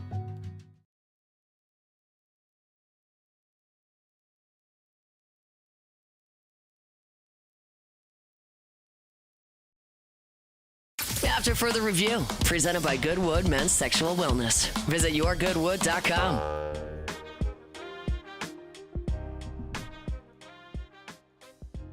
So ESPN.com has a piece up where they list the biggest area of concern for all of the preseason top 25 teams. And for LSU, it should come as no surprise because this is the same thing that everybody is going to put out there when they talk about LSU. We're going to hear it all next week at SEC Football Media Days. It's offensive line. You lose 4 starters, including both of your 3-year starters at offensive tackle, one of whom was the 4th overall pick in the draft. 2 interior players that were seniors that started for 3 years at LSU. Yeah, I understand why that's the very natural place to go. Maybe I am completely colorblind here. I'll acknowledge, this might be one of those things, because I disagree with this, by the way. I'll tell you why in a second. But this might be one of those things where we come back at the end of the season, LSU's offensive line is really bad, and we go, man, how did you not see that at the beginning of the year? It was so obvious. You lose 4 starters. Of course it's not going to be any good. Maybe that's the case. But I really genuinely don't think so. I think last year, LSU's offensive line was, in pieces, at times, in parts, really good. They were exceptional at pass protection. And that's not only Will Campbell. Miles Frazier was actually your best, according to Pro Football Focus, your best pass protector last year. But the biggest complaint we had about the offense last year was that they couldn't run the football. LSU, a season ago, was 104th in America in rushing offense. 104th. Now, pass protecting, they get an A. They're very good. You had some, look, there were moments against Florida that weren't great, as we all remember. There were some individual moments like that weren't great. But overall, across 13 games, they were excellent pass protectors. But the running game never got off the ground in large part because you really struggled to block, conceptually to run the football. There was just a lot wrong. 104th in America. So I look at 2025 and I go, okay, Caden Durham's healthy. And remember, he had 180 carries last year. Or 140 carries, last year. And from the South Alabama game on, he played with dislocated toes and a steel plate in his shoe. So he was playing not 100%. And you got a motivated Caleb Jackson. So you got a healthy Caden Durham, who didn't even really break out for you until the South Carolina game, and then played half the season with a bum wheel. And you've got 5-star Harlan Berry, and you've got a motivated Caleb Jackson, all that stuff. Last year, your lowest rated offensive lineman was DJ Chester because he was playing out of position. Now, DJ Chester, very likely, I believe, is going to move to guard. I know he cross-trained. Braylon Moore and DJ Chester both played center in spring. I think that's the time where you try them both at different spots. But you brought Braylon Moore in to be your starting center because he is a center and DJ Chester is a guard. By DJ Chester's own admission. This offseason, when he talked about playing center and the difference with center and guard and not having to worry about the calls and snapping the football and the game being slow and all that sort of stuff. So you get a natural center, Chester, an experienced, huge man back at his natural position of guard. You bring in Josh Thompson, who's an all-conference caliber player in the Big Ten last year at Northwestern, coming in, who could play tackle or guard, but likely he's going to play guard for you. I love that interior. Don't you? I love Moore at center, Thompson, Chester at guard. I like that a lot. 3 dudes that have all been starters. Now, they haven't all played together in the same unit in those positions, but they've all been starters, all 3 of them.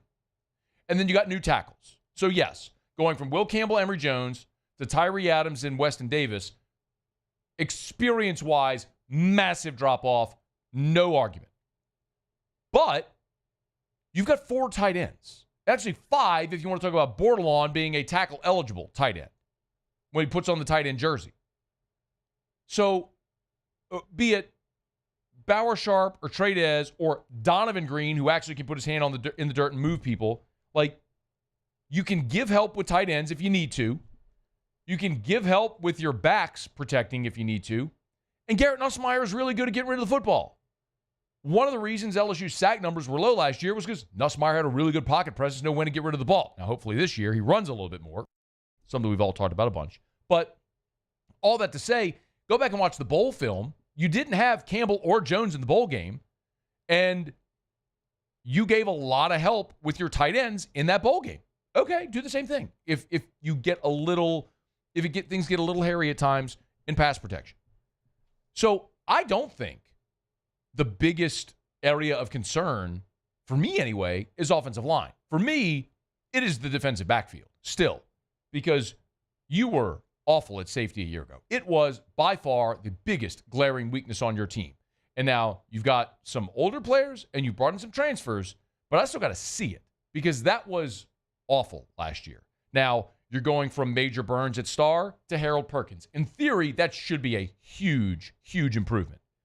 You're going from a guy like Sage Ryan, potentially, to A.J. Halsey, who was all conference in the Big 12 last year, but that's at Houston in the Big 12. Does it translate to the SEC? Jordan Gilbert could very well keep his starting job, or maybe Tamarcus Cooley wins a starting job, who was all conference in the ACC. But again, at NC State coming into the SEC, it's going to be very different. Or maybe Jordan Gilbert wins a job, or maybe Deshaun Spears steps up and wins a job. I don't know how it's going to go, but that's a gigantic question still because you're not settled there, and it was awful a year ago. And you want to extend it to cornerbacks. Zy Alexander was your best cornerback. He's gone. Mansour Delane coming in, I think is going to be awesome, but I got to see it. Ashton Stamps is still there. You got DJ Pickett coming in, PJ Woodland. So you got bodies, but I think you still got a lot of questions. I would say for me, my biggest area of concern still in this conference with the athletes, the quarterbacks, the receivers, the ability to throw the ball, get in space, your secondary's got to prove they're a lot better than they were a year ago. Talk a lot about that next week at SEC Football Media Days. Our coverage will be brought to you by Parrish Construction and Roofing. Remember, we are giving away $10,000 cash. All you got to do is sign up for a free no-obligation roofing inspection at parrishbuilt.com, parrishbuilt.com. Our coverage is presented by Parrish Construction and Roofing from SEC Football Media Days next week in Atlanta. All right, final break. Outer Locks next. AFR. We're brought to you by Goodwood Men's Sexual Wellness, title sponsor of our Hump Day shows all throughout the year. YourGoodwood.com, YourGoodwood.com. Yes, they do ED treatments. Got ED, need help. Not just pills, all different types of treatments. They got them for you. YourGoodwood.com. But it's so much more than just ED. Hormone replacement therapy is a massive part of what they do. Every single human, I don't care who you are, every one of us, as we age, our bodies produce less of the hormones that contribute to how we feel. how our quality of sleep at night, our energy levels, our libido, our ability to burn fat, our ability to build muscle, all of that. As we age, our bodies produce less of it. Hormone replacement therapy could be immensely helpful, not just for your overall health, your mental clarity, cognitive function, your quality of life. Learn more. A simple blood test could set you on that path. YourGoodWood.com. Visit them online, YourGoodWood.com. These are the luckiest ice cubes in the world. They could have been a thankless bed for an all-you-can-eat salad bar. But instead, they've been called upon to cradle and cool a crisp, refreshing Dos Equis. Huh. Looks like the lucky just got luckier. Dos Equis. At Bayou Automotive, we believe in a sales process that puts you first. We want you to experience an easy purchase with clear pricing and great service. Let Bayou Ford and Bayou Chrysler Dodge Jeep Ram be your trusted partners in finding your perfect vehicle. The crew at Bayou Automotive is going to do right by you. It's not just a game, it's a religion. You've got your team colors, team swag, and now your very own website. LouisianaSports.net. Everything LSU, Saints, and Pelicans. Sports on demand. In-depth coverage by sports writing pros with continuously updated news. And with the LouisianaSports.net newsletter, you get pinged directly with top trending stories. Best of all, now and always, no paywall. It's free. LouisianaSports.net. Powered by 104.5 ESPN Baton Rouge. Your home for Louisiana sports. At Luba Workers' Comp, our journey began over 30 years ago with a simple belief. Our clients come first. At Luba, our business has always been focused on people, not policies. Through every success and challenge, we've continued to grow because we've stayed true to our values, committed to providing you with genuine dependability. Because your well-being is more than a priority. It's our purpose.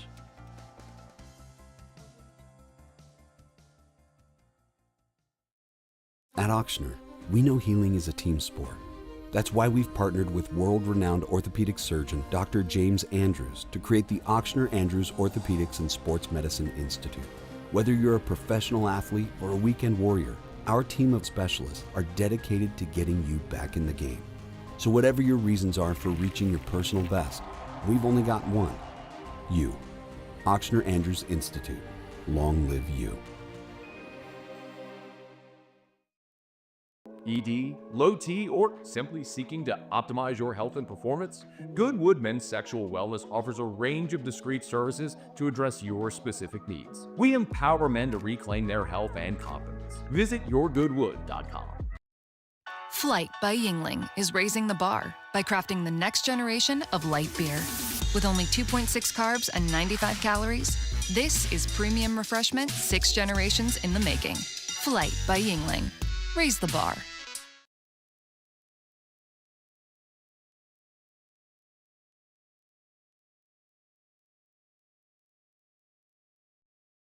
After further review, presented by Goodwood Men's Sexual Wellness. Visit yourgoodwood.com. Down the stretch we come, final segment here on this Hump Day edition of AFR, presented by Goodwood Men's Sexual Wellness. One thing left to do, find out what we're betting on tonight. Time for Otter Locks. Otter Locks. All right, time to win some money. Presented by Total Maintenance AC Repair. Same-day service means you will never sleep hot. 480-1000. We are Total Maintenance. I think it's safe to say that I won the bet. Otter, how are you? Doing good, Matthew. 3-2 night last night. So, Winning night, brother. I'll take it every single day. Profitable yes, night, I'll indeed. take. Let's get to it. In Cincinnati, they got smoked last night. Fishman playing a little bit better. In former Cy Young Award winner on the hill for them today, but he is not what he used to be. Alcantara has been getting hit hard. One of the best pitchers. We've taken him quite a few times on this show. We're going to take Abbott and the Reds at home. Minus 144 was what it was earlier today. Okay. Reds on the money line.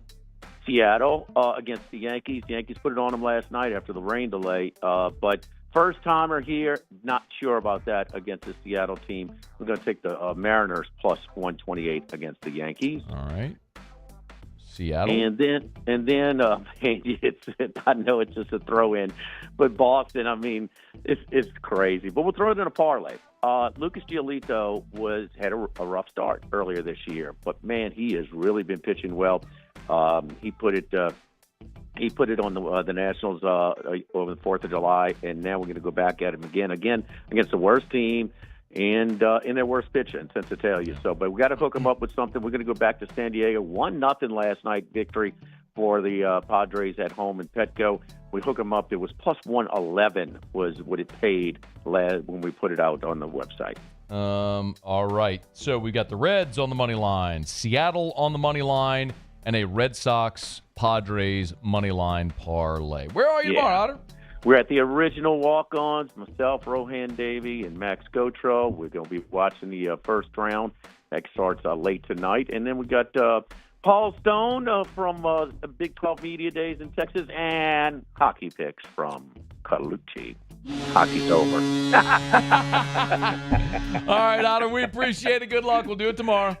All right, good luck. We'll see you. That's Jimmy Ott. It's after further review. Congratulations to Brandon Holly and the gang over at Relief Windows. Yesterday, I learned Relief Windows opened their doors on July the 8th, 17 years ago.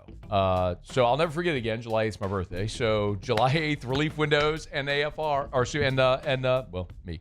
We share a birthday. So congrats to Brandon Holly, Adrian Holly, and the gang on 17 years in business. And many, many more. Windows, doors, siding, they do shutters as well. And they're just the best. Will never be the cheapest, I promise you that. If you're just shopping price, don't call Relief Windows. But if you want the best quality windows, the best customer service experience, they're the only call. It's Relief Windows and reliefwindows.com. All right, it's going to do it for us. Muse, Paulie, thanks. Y'all have an awesome, awesome day. We'll see you for Thursday edition of AFR. Peace. AFR. As we get on down the road, remind you about First South Farm Credit. Always encourage you to go to firstsouthland.com. Your first call, of course, should be to First South Farm Credit. Firstsouthland.com.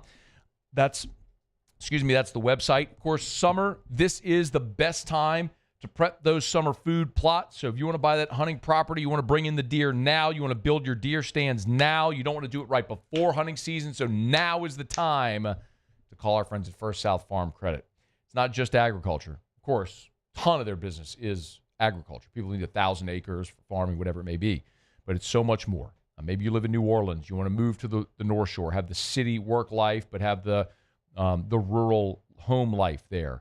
100 acres in Tangipahoa, you could do it. They got an office right there in Amite. Of course, as a landowner, there's so many tax benefits. Ask your CPA about the benefits of owning recreational timberland, and First South Farm Credit can help. FirstSouthland.com. At Luba Workers' Comp, our journey began over 30 years ago with a simple belief. Our clients come first. At Luba, our business has always been focused on people, not policies. Through every success and challenge, we've continued to grow because we've stayed true to our values, committed to providing you with genuine dependability. Because your well-being is more than a priority. It's our purpose.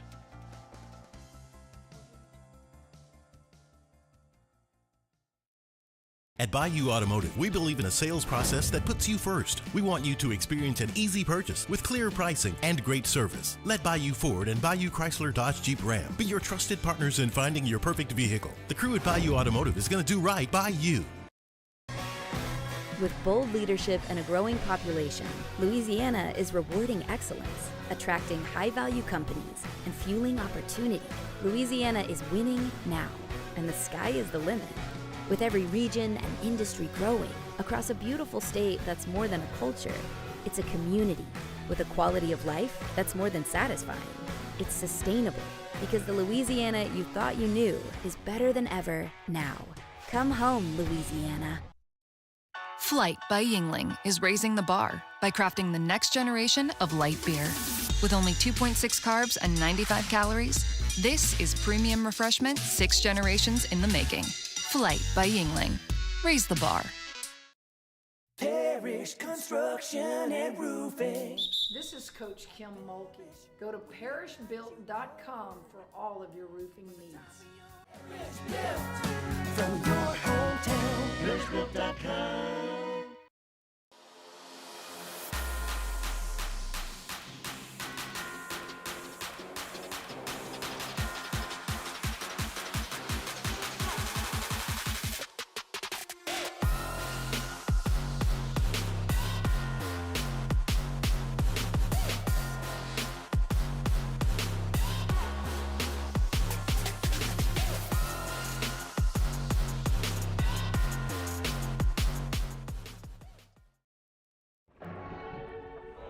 These are the luckiest ice cubes in the world. They could have been a thankless bed for an all-you-can-eat salad bar. But instead, they've been called upon to cradle and cool a crisp, refreshing Dos Equis. Huh. Looks like the lucky just got luckier. Dos Equis.